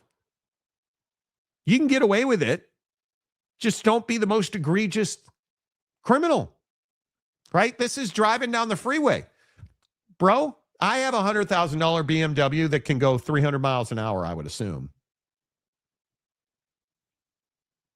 What's my philosophy? I don't need it to go fast all the time. I just need it to go fast when I want it to go fast. Right? If I need to make a lane change and I need to go fast doing it, that's when I need it to go fast. Every other time when the speed limit's 60 miles an hour, I'm driving 59 because I have a big target on my back. Cody Campbell, you have a big target on your back. Stop talking. Don't be the fastest car. Don't be doing 100 miles an hour in an open space by yourself. But Cody Campbell refuses to drive the speed limit. You know. Anyone notice the Irish golf he's wearing? Everybody has noticed. How do you not? SEO King. Paterno's legacy was forever tainted and destroyed. Nobody whitewashing that tragedy. Where do they get this? What about isms? Do you know where they get this? when they start talking off the top of their head. Because guys like Cody Campbell think he's the smartest dude in the room. Cody Campbell thinks he truly is the smartest guy in the room. Don't tell me you are. Show me you're not. And that's exactly what he's doing. It's exactly what he's doing. It's okay, Cody. Let everyone gamble and they'll just have to run stairs. Exactly. Ball didn't go in the hoop. What's up, bud? Good to see you, Mayor. Cody Campbell is a complete moron. At least that's what his words say. That's the sad thing, man. I don't believe that Cody Campbell is stupid. I just think Cody Campbell, his narcissism is crushing his common sense. You're not dumb as a human being and make the money he's made in the all business. It's not oil. It's all business. I watch Landman. I know how tough that work is. God, I love that saying. The point is, you don't make the money Cody Campbell has made and be stupid. But it's when you get out of your depth.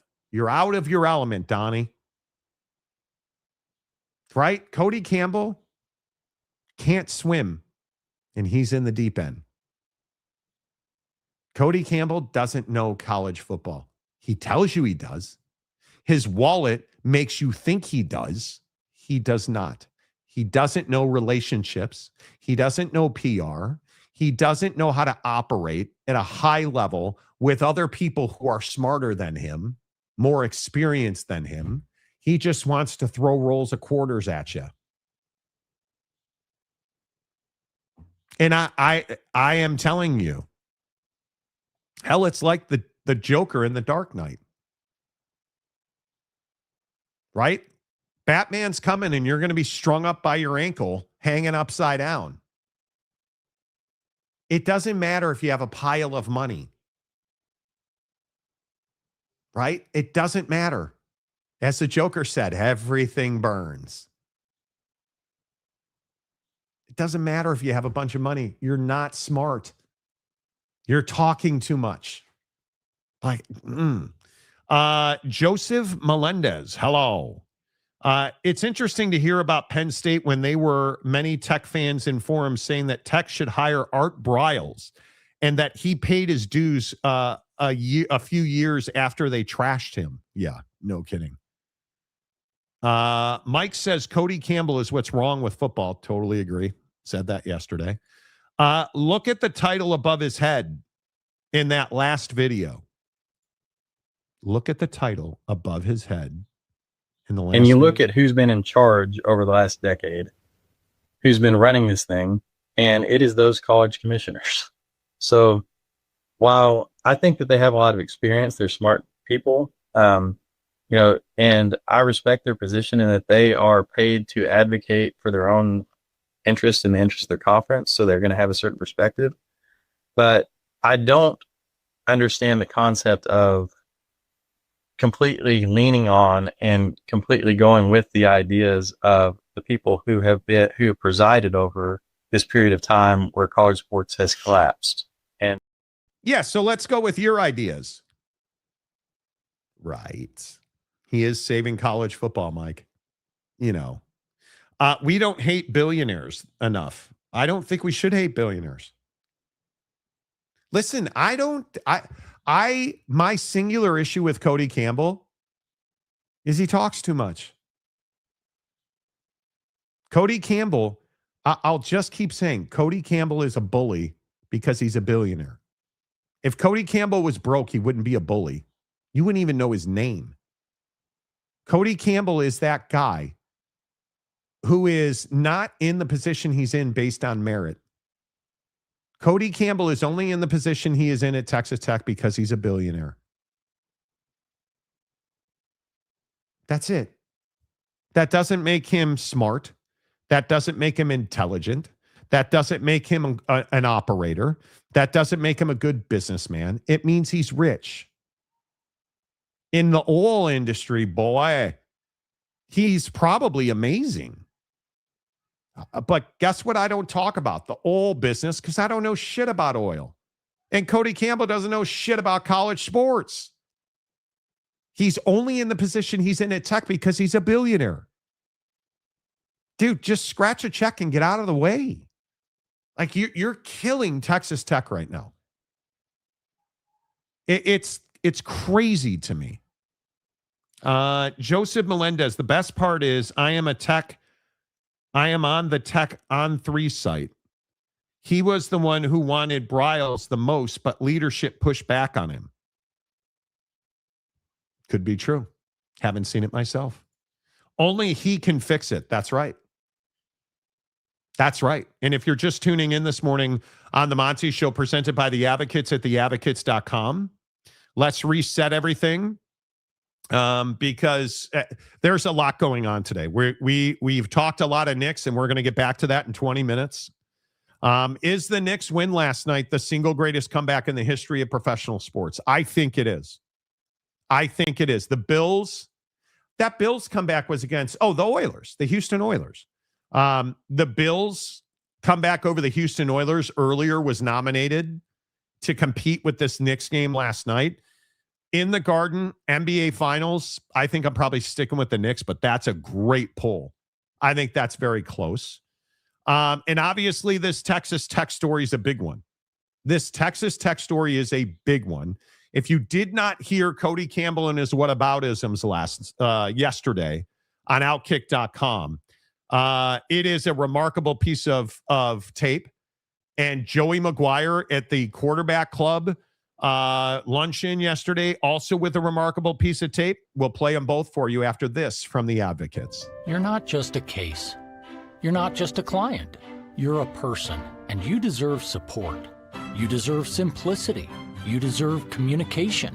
When you hire an attorney, you deserve clear, risk-free advice that guides you to the best possible outcome in your injury case. And that's exactly what the Advocates have been providing for over 30 years. After your accident, you deserve closure. You deserve compassion. You deserve peace of mind. You deserve an advocate. Yes, you do. That's why you get to theadvocates.com 24/7, 365. The Advocates are ready to serve you. And the best part is, when you get in an accident, you don't need to be worried about how much you can afford an attorney or whether or not you can, right? If you got hurt at work, you're trying to figure out how you're going to pay your bills. The Advocates are going to fight for you, and they're never going to ask you to reach in your pocket to pay them. You don't pay a consultation fee or a big retainer. No, you don't pay the Advocates unless and until they win your case. So go get clear, risk-free advice at theadvocates.com. Let's recap the Cody Campbell story because I see a bunch of people coming online this morning. Cody Campbell is wrecking Texas Tech University. That is, it's as passionately as I can say it. And I'm not with the folks in the comments section that say Texas Tech's a crappy university. It's not. Those are good folks that do good work.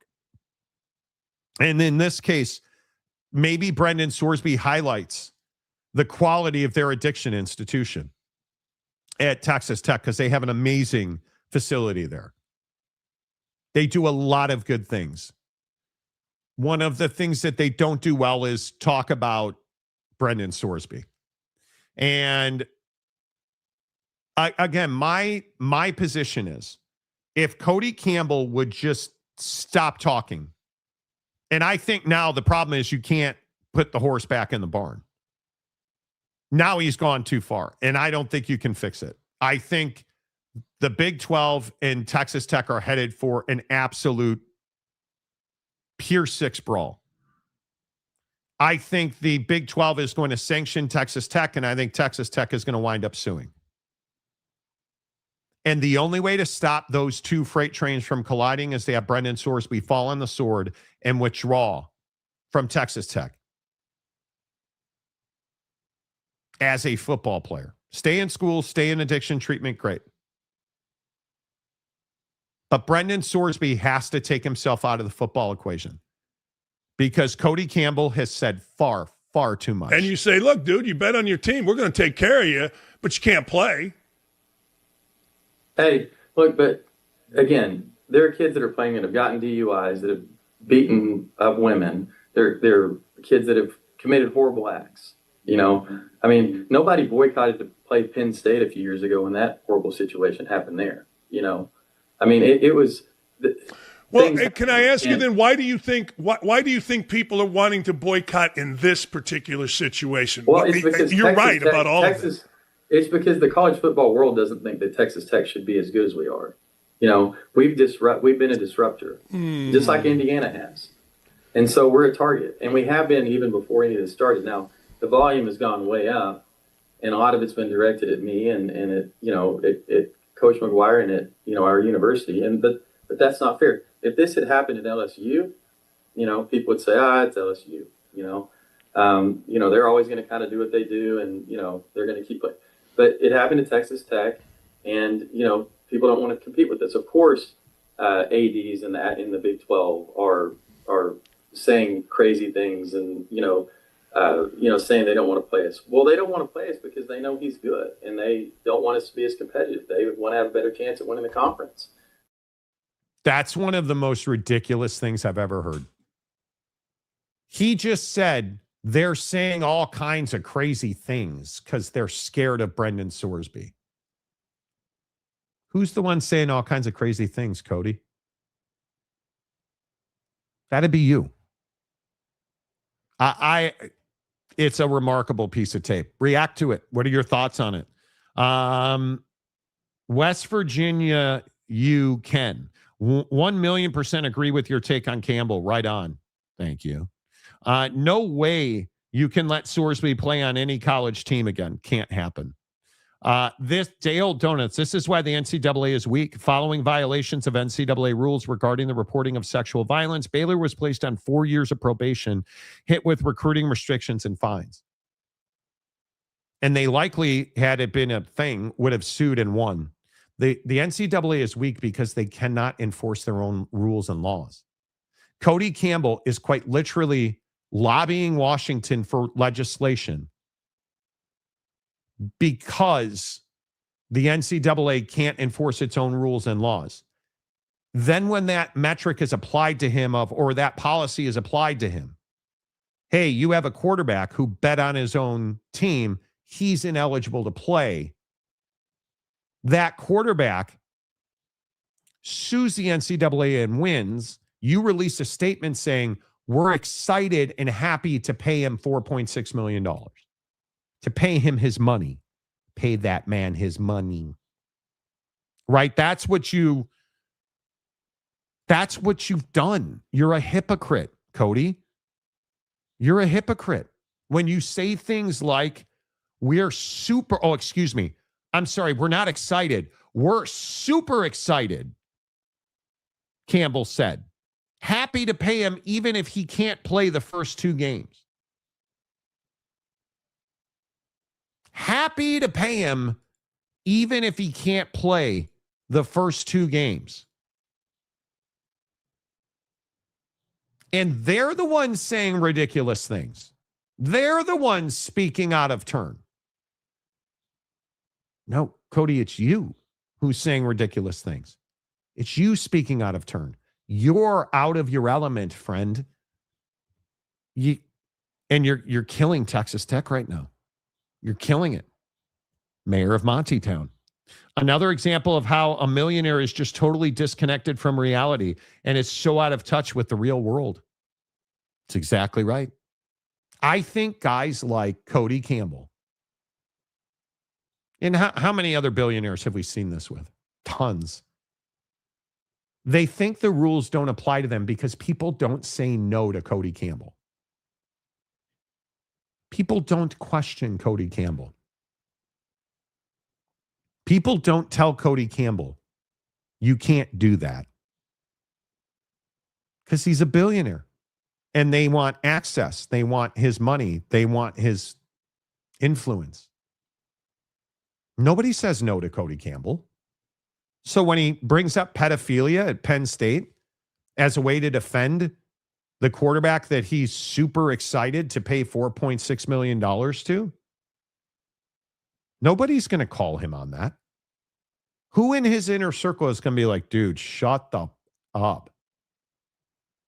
Who is going to go to Cody Campbell and say, man, this is a problem, Cody. You got to stop talking.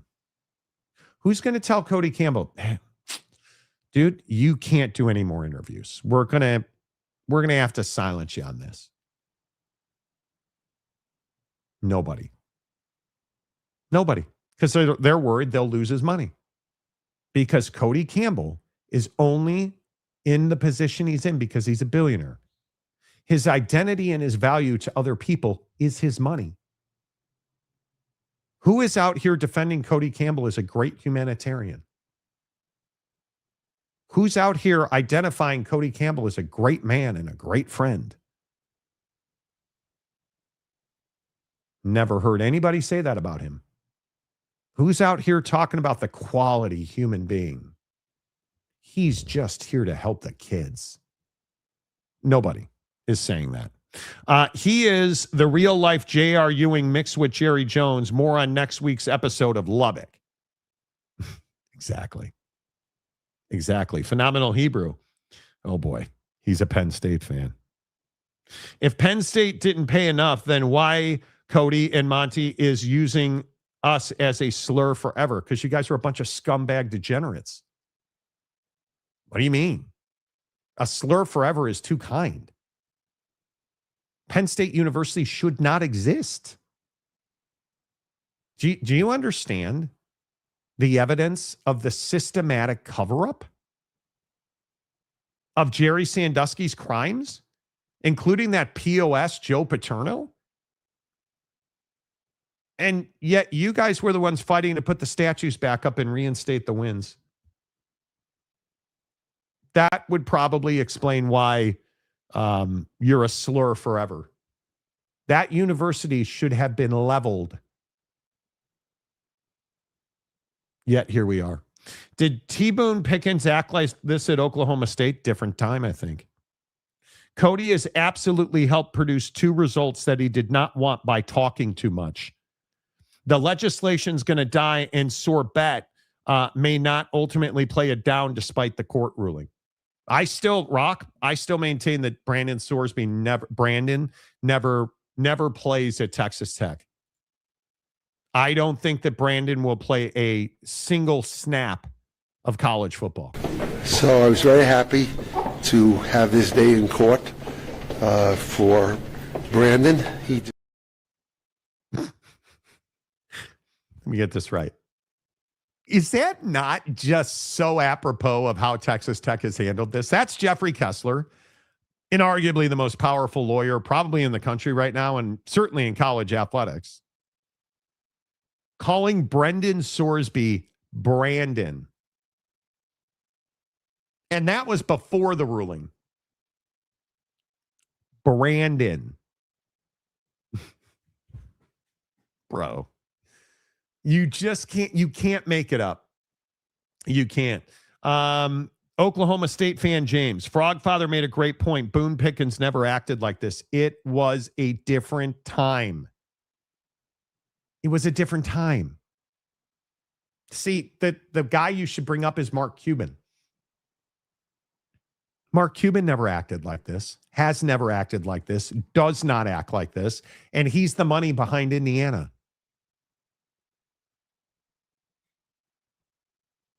T. Boone Pickens, different time. Oh, he's dead, by the way. Different time. Cody Campbell's contemporary is Mark Cuban. Mark Cuban's never acted like this. In college sports, that is. Because in the NBA, we can go on and on and on about the machinations and the sideline antics, and I don't need to see Steve Ballmer's pants packed against his package, right? Cody Campbell the biggest issue with Cody Campbell is he's not the businessman that Mark Cuban is. He's not the polished communicator that Mark Cuban is. He is rough, uncut, unfinished.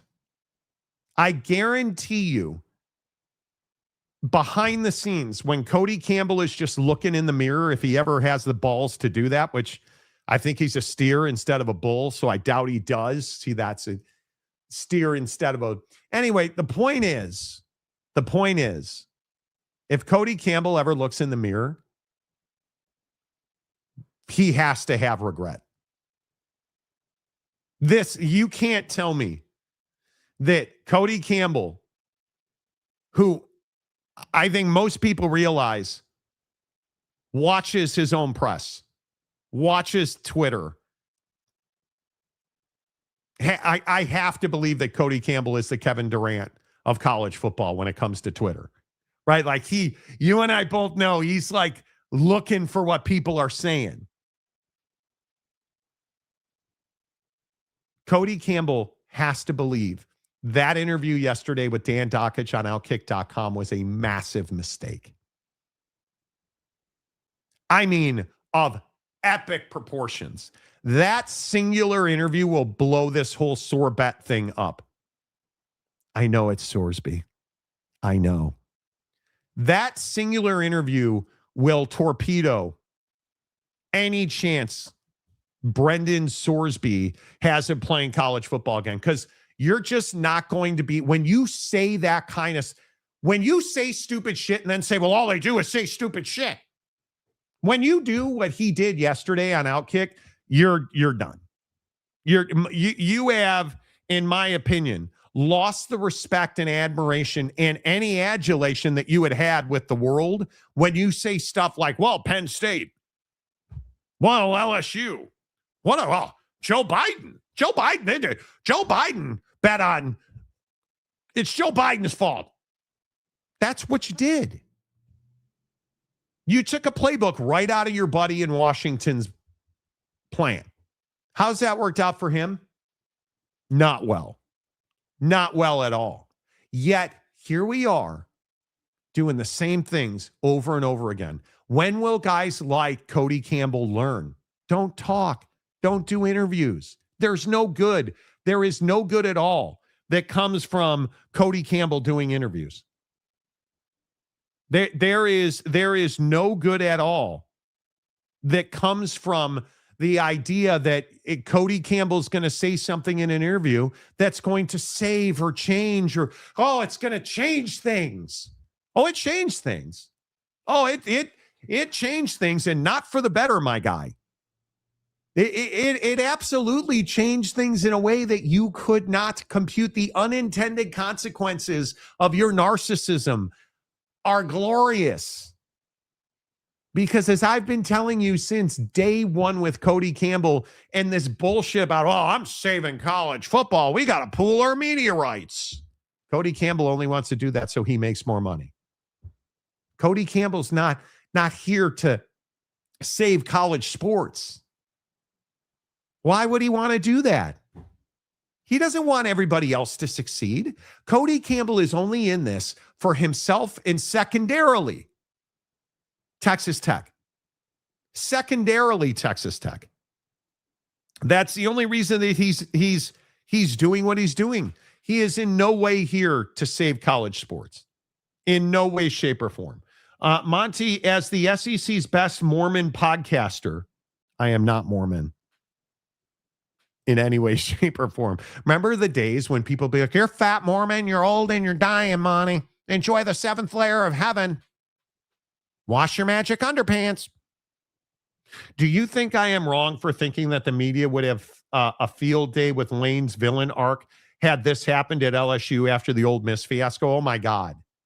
If they'd assigned Brendan Sorsby, first of all, I don't think Lane Kiffin would have ever played Brendan Sorsby. I don't think he would have ever done that. Lane's a lot of things. Lane Kiffin is not stupid. Because the thing that I think guys like Joey McGuire don't understand, the things that guys like Cody Campbell don't understand, we're not going to remember the games you won.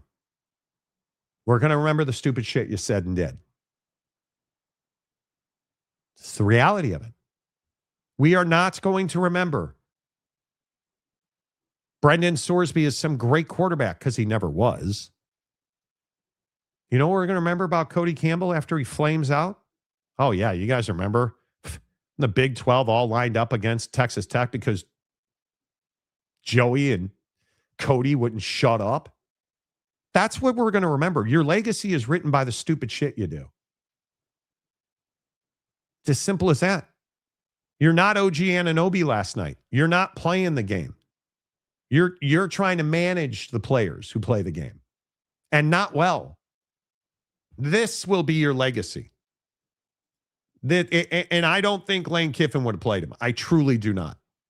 I really don't. Cody is stealing from Penn State in a way instead of we are Penn State. He is I am Texas Tech. Exactly. You know, it's wild. The resident Tech fan in the room, Ryan Duffy. There's no one who will step up to Cody either. The parking spots in front of the stadium are Joey and then Cody and then the AD and the president. Perfect illustration of who runs things. It's wild. It's wild, man. Like yeah. The Church of Flying Spaghetti Monsters. Okay. I see J2H quit the show again. What does he think he is? Okie dokie Jimmy? Jake has moved to the armpit of America. And apparently the interwebs don't work there. Is what it is, right? You know. I feel bad for Jake. He probably is sleeping right now. So, say bad things about him because he won't find out, So it's fine. Rock and Rant. What do you think we hear from Cody Campbell today after the inevitable leaks from the Big 12 conference call with presidents? Wrong answers only. Oof. I don't want to know. I do not want to know. Honestly, I do not want to know. Hey, speaking of stupid people, you Big 12 fans wouldn't be in the college football playoff, us Big 12 fans. Notre Dame joined a conference and I was unaware of it. And this is what I don't understand about people who support child sexual assault like Penn State Sports Talk 247 does. Anyway, conversation without Cody Campbell. I know that you don't know anything about college football. You're routinely one of the most uninformed people who comments here. BYU would be undefeated. If Cody Campbell never went to Texas Tech, BYU would have probably back-to-back undefeated seasons and clearly would have been undefeated last year. So nice try, but back to oblivion. All right, thanks. The SEC would just look at A&M, Texas, and Oklahoma, then ask Tech, why do you think we need you? I don't think Tech would ever be invited. I really don't. I'm. Why can this guy not stop talking? This is the hardest part for me. And I feel like we routinely have this conversation weekly almost. When it comes, like I said this about Dave Aranda at Baylor with his Wolf of Wall Street stuff. I've said this to like Mike Gundy. Remember all the Mike Gundy pressers about, time for negotiations are over. Right? Like, I mean, we say this all the time. There's nothing good that happens when you talk about controversial things. Nothing good happens. Why do you think most presidents on this planet don't do press conferences? Because it usually ends poorly. Why do you think most athletes don't want to do media as soon as the game's over? It ends poorly. And the thing that's so fascinating is it's guys like Cody Campbell who seek out the interview opportunities.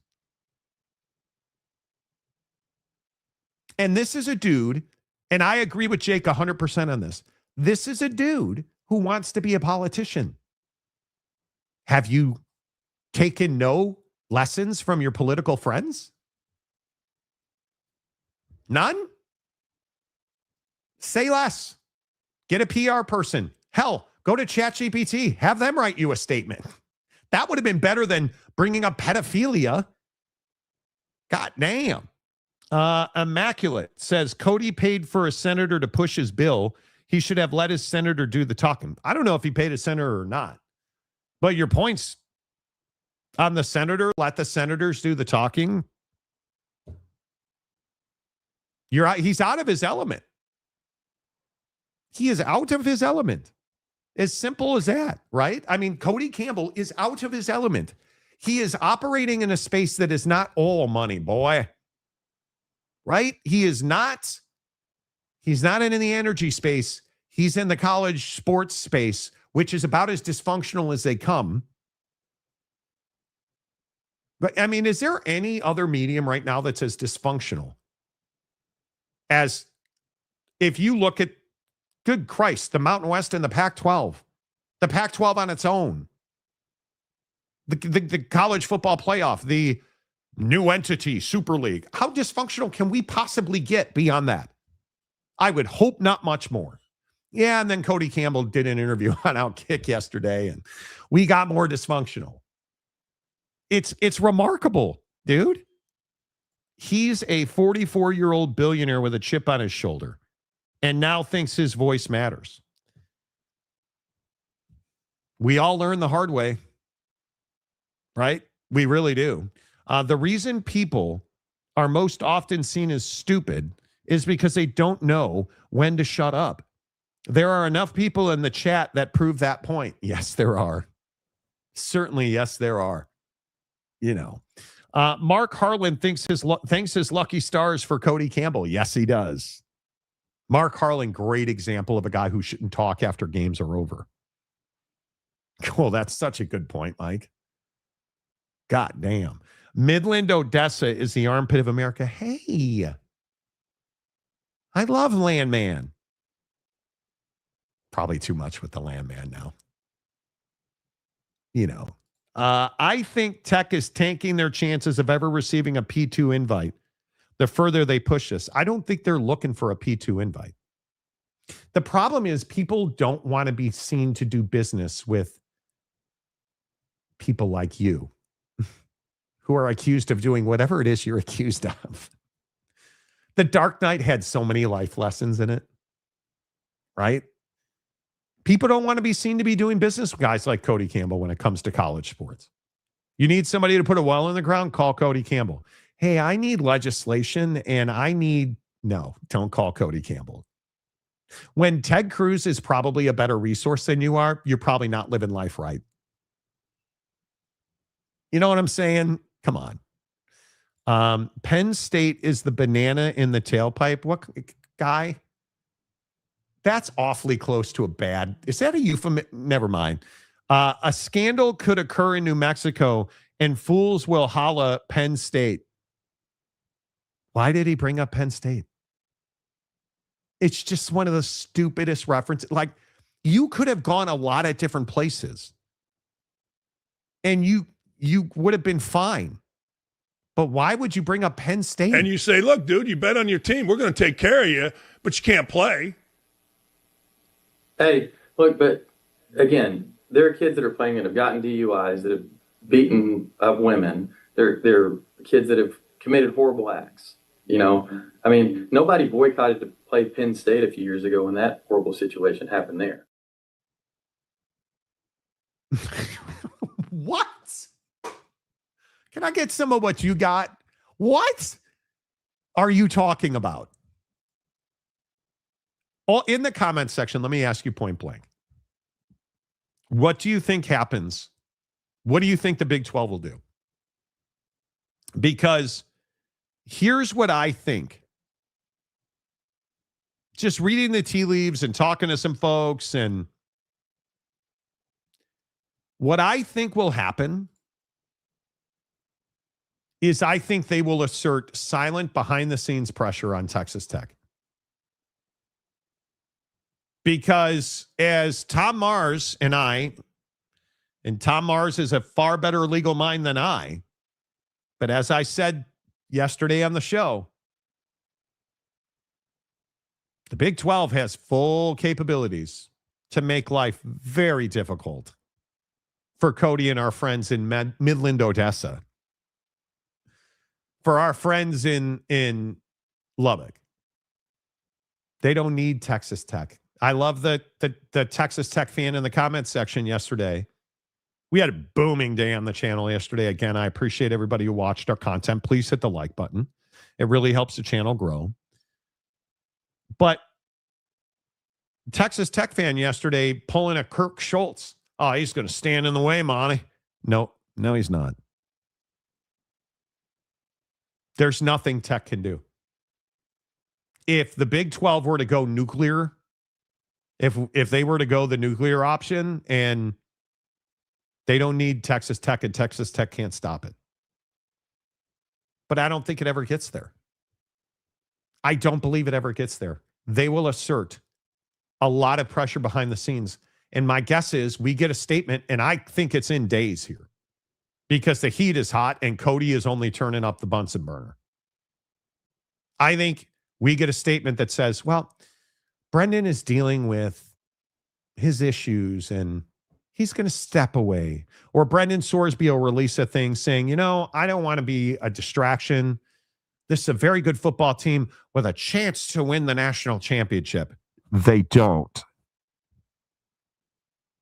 I don't want to be a distraction. I'm going to step away from football.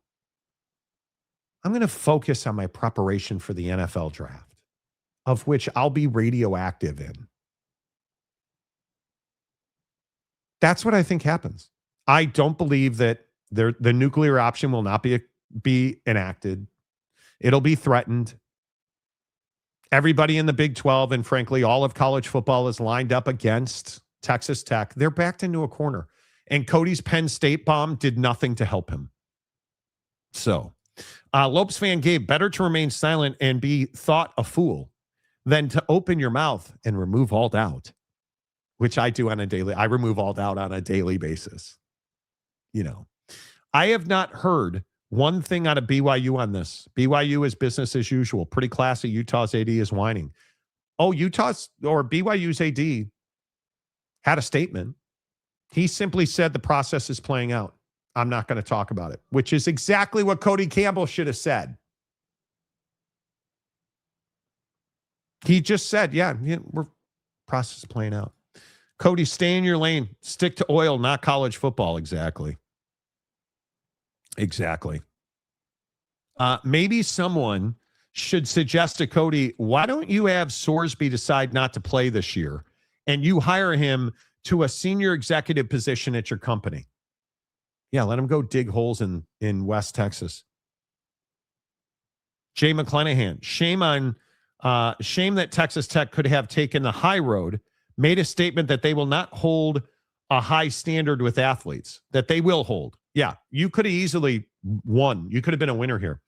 We didn't know. Now that we know, Brendan's not on the football team anymore. Or excuse me, Brandon, the Blood Wraith. Okay. Washington State or Oregon State could easily replace Texas Tech. Yeah, but you're not going to take Texas Tech out of the conference. Not happening. Future classes for training PR people will use Cody Campbell's take on this topic as a classic example of what not to do. Yeah, when you're a crisis manager, let me show you what not to do.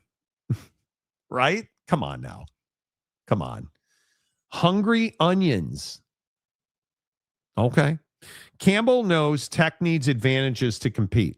Tech has proven they need to spend more and have a separate set of rules to compete. Not much reason other than money to play in Lubbock. I think you're probably right. Texas Tech is not ideally located. I would agree with that. Money tends to help that. It's the Oregon and the Penn State issue, for sure. It's the song or the guilty. Stalin, you killed 1 million people. Yeah, but look at what Hitler did. Exactly.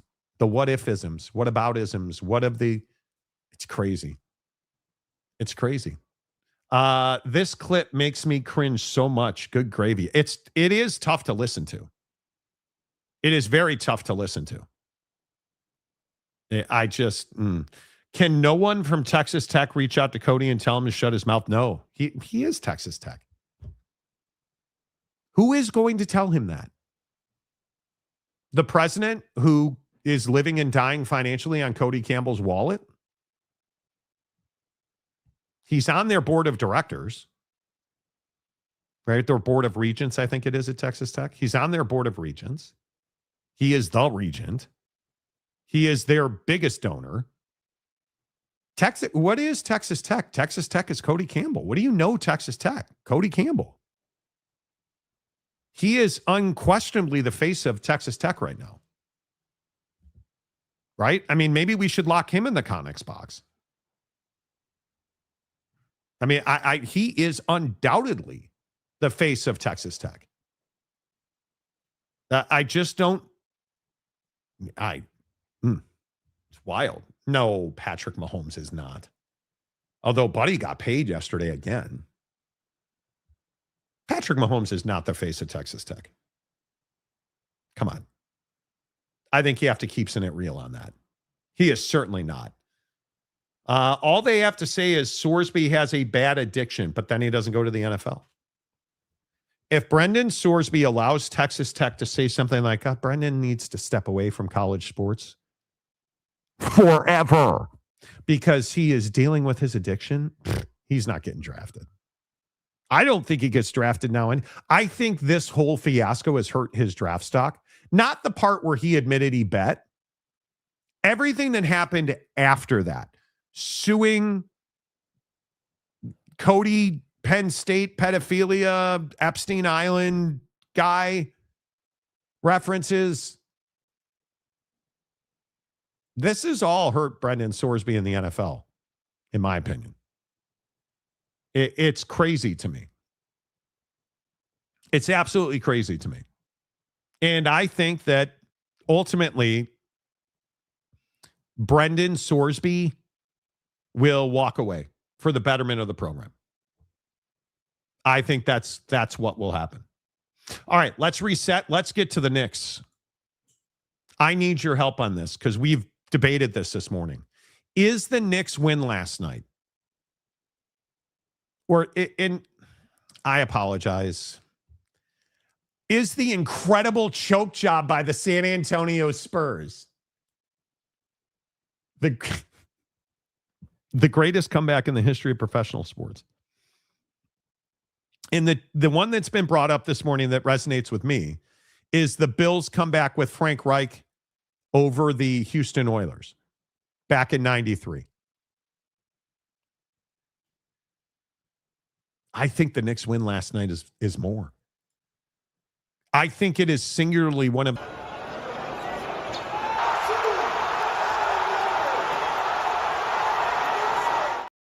Bro. I admittedly, that was about 8:30 my time, 8:30 Pacific. I lost my mind over it. My wife had already finished, because my wife has this 6-hour pre-bed routine that she does, where it takes her like 8 hours to take her makeup off and do her hair and, fluff the girls up, all the stuff. She had already finished her pre-bedtime routine.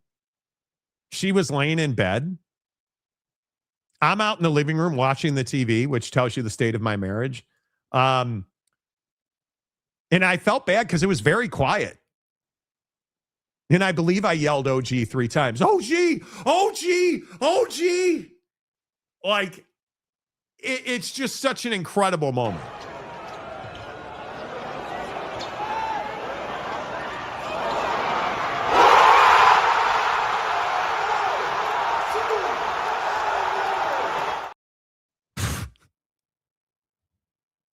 Wild. Look at the U.S. men's national team reaction to the play.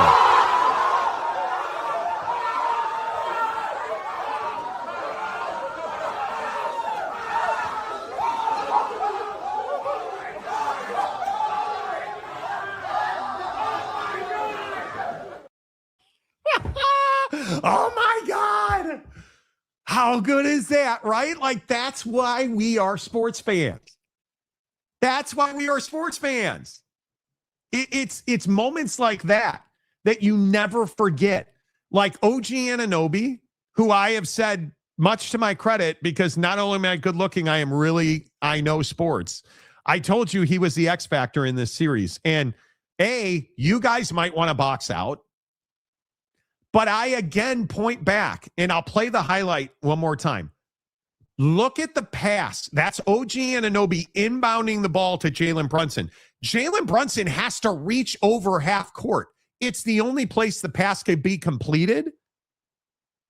But then watch OG Anunoby. Just watch the guy who inbounds the ball. That's OG Anunoby. Watch his path to the basket.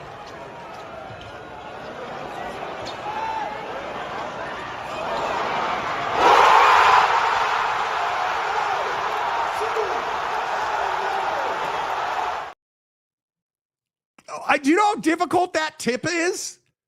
Now he got a free run because, well, why would you box out? But do you know how difficult that tip is to get all the way up in the air like that and tip that thing home? It's just an incredible moment. An incredible moment. Like, and the irony is, Josh Hart missing that breakaway layup. He got stuck between a dunk and a layup. Listen to Josh Hart, what he says about OG right here. Got a special shout out, for OG, man, because he saved me, at least for this game, a lifetime of, regret. So, yeah, man, shout out to him. Shout out to, and the real hero for the Knicks last night was De'Aaron Fox. Besides I believe he had 76 turnovers in the last 10 minutes of that game. That might be an exaggeration. But he gets the Knicks turn the ball over. He's got a layup with 10 seconds left in the game.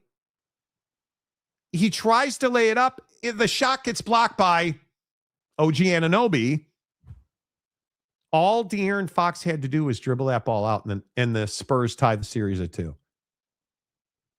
But instead, what happens? You know what happens.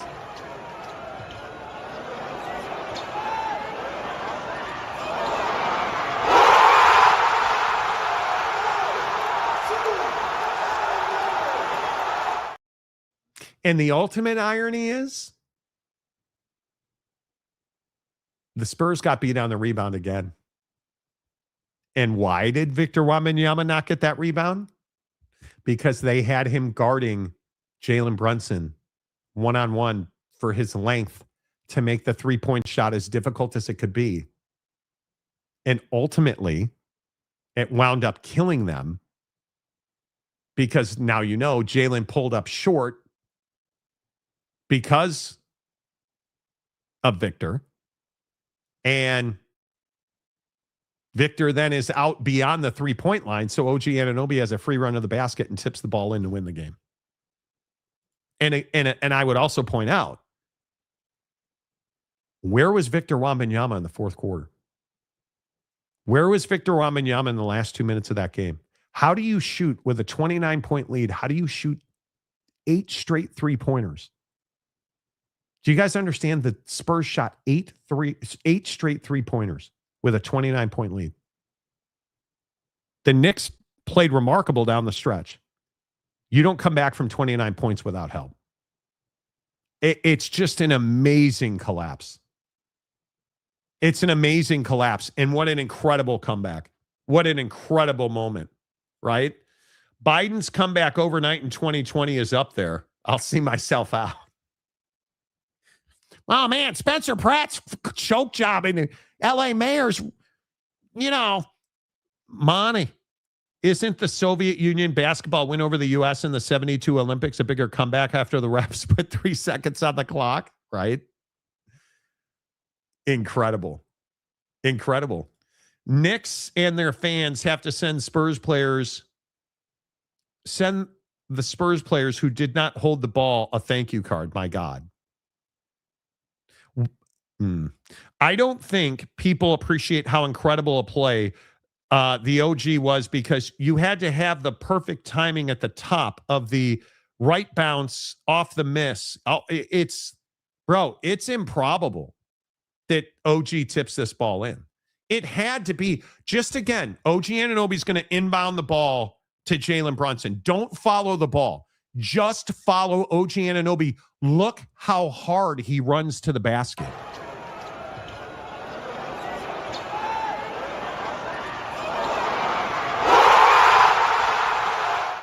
I mean, god damn, do you know how difficult that play? It's improbable, Rock.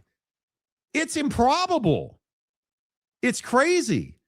Watching this series and the Knicks make me want a championship for the Jazz so bad. I hate being a Jazz fan, but damn if I don't want a chip here, dude. Can you imagine, Jazz fan? Do you know how many caffeinated beverages will be consumed if they win a championship? My God. That video clip of the eruption of Madison Square Garden will be a meme forever. Oh, and the other angles that are on my Twitter feed, you guys, there are so many good ones. It's just wild. Frank led Maryland from behind to upset Miami, then went to the pros and did it again in Buffalo. So he's the OG, holds spot 1 and 2 for comebacks. Yeah, Frank Reich he's talking about. Yeah. I mean, you could hear Al Michaels saying, do you believe in miracles? Dude. It's that Nick win, you guys. How did they win that game? I told this story earlier. I'm studying for the Hawaii real estate exam, right? I'm getting ready to take that test in a couple of weeks here. No, in a week and a half. God damn. Anyway, I'm studying to take this test. The Knicks are just crapping themselves everywhere. So at the half, we turned on International House Hunters while I was doing a couple of practice tests because we love when people pick the wrong house. We're always judging them because, well, we know better. Anyway, the point is, we were watching International House Hunters, and I had the game on my phone because on the ESPN app, it's playing live at the top of the app. So I was just leaning my phone and doing this test, of which I got 100%. Thank you very much. Anyway, the point is, I'm watching and the lead starts evaporating in the fourth quarter, and I turn the game back on, and it's just incredible, man. It is just incredible. I think it is one of the, thank God I'm not a Spurs fan. And Big Daddy Magic last night. Oh, it had to hurt. It had to hurt. And he sent me a video after the game telling me that I can joke about everything, including his ovaries, but that I could not joke about him getting a Victor Wembanyama sweatshirt because his family will not allow him. His family will not allow him to have a Victor Wembanyama jersey because he didn't wash his pillowcase. You know, you figure it out. You figure it out. This is Victor Wembanyama's problem now. He cannot carry this Spurs team to a win. And I don't know if you play De'Aaron Fox fewer minutes, but you can't allow him to continue doing what he's doing. The second guy rushing Brunson didn't help. Oh, totally agree. Left OG unmarked and able to get to the basket. Yeah, it's the Spurs melted down.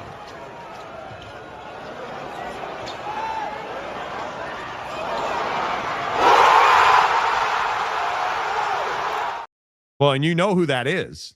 You know who that second guy is. And who was he guarding? Well, that's De'Aaron Fox. Who was his responsibility? Who was his cover?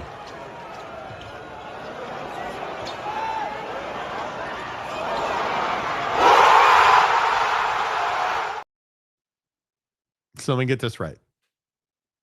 De'Aaron Fox, who should have dribbled it out so they could win the game. De'Aaron Fox, who turned it over 37 times in 10 minutes. Somebody check that stat. It might be that. Just want to double check. 37 turnovers. All the turnovers, all the missed three-pointers, the missed layup, and then your responsibility was to check OG Anunoby, who you didn't check, and then went on to tip the game-winning bucket in. Bad night for De'Aaron. I'm going to say De'Aaron Fox did not have the best night of sleep. You know, Gabriel, as a Laker fan last night, I was so ticked off watching the Spurs blow that game. A piece of my basketball soul felt compromised. Dude, I'm all in on the Knicks here. The price of eggs make the Knicks fans' action more impressive. Yeah, can we talk about this? Here's Victor Wembanyama getting hit in the back of the head with an egg from a Knicks fan as he's returning to the team hotel.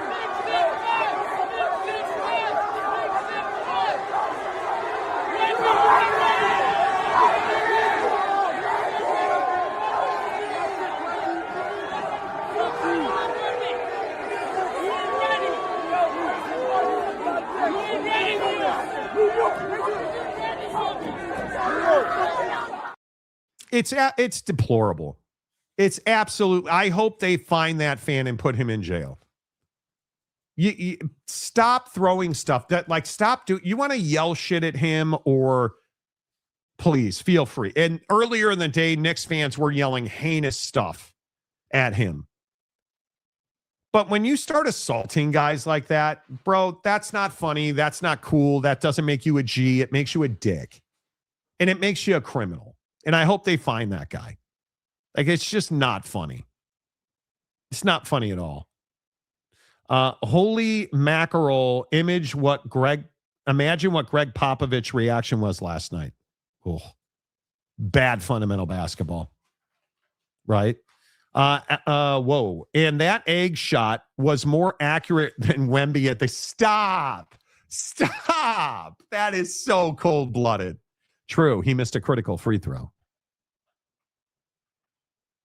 But Victor has disappeared late in games. Victor has disappeared repeatedly in this series. So Mexico fans will say, hold my beer if they lose to South Africa today. Dude, I think this is a really important tournament for the Mexicans. I mean, with everything that's gone on, their inability to compete at the top level of soccer, and now to be one of the host nations of the World Cup, this is a critical moment in time for the Mexicans, without a doubt. LOL, New York is going to start a fire no matter what happens. If the Knicks win, the city's going to start on fire. If the Knicks lose, the city's going to start on fire. Yeah, they're going to torch that place. They truly are going to torch that place. That type of action has nowhere, not just in the sports, but in life. Yeah, you're a degenerate. If you're throwing an egg at a guy, like, come on. Like, get out of here. I don't know. Is New York better than that? I would think so. I would hope so. All right, that's it. The Monty Show is always presented by The Advocates at theadvocates.com. 24/7, 365. You can get clear, risk-free advice. Theadvocates.com. Please hit the like button on the way out the door, you guys. Creme de la creme today. Great job. Jake will allegedly be back on the show at some point. Maybe not. I'm not sure. But we appreciate you guys being here. Again, hit the like button, hit subscribe, and until Tuesday or Monday? Yeah, we'll see. Probably Monday. Whatever. Have a great weekend.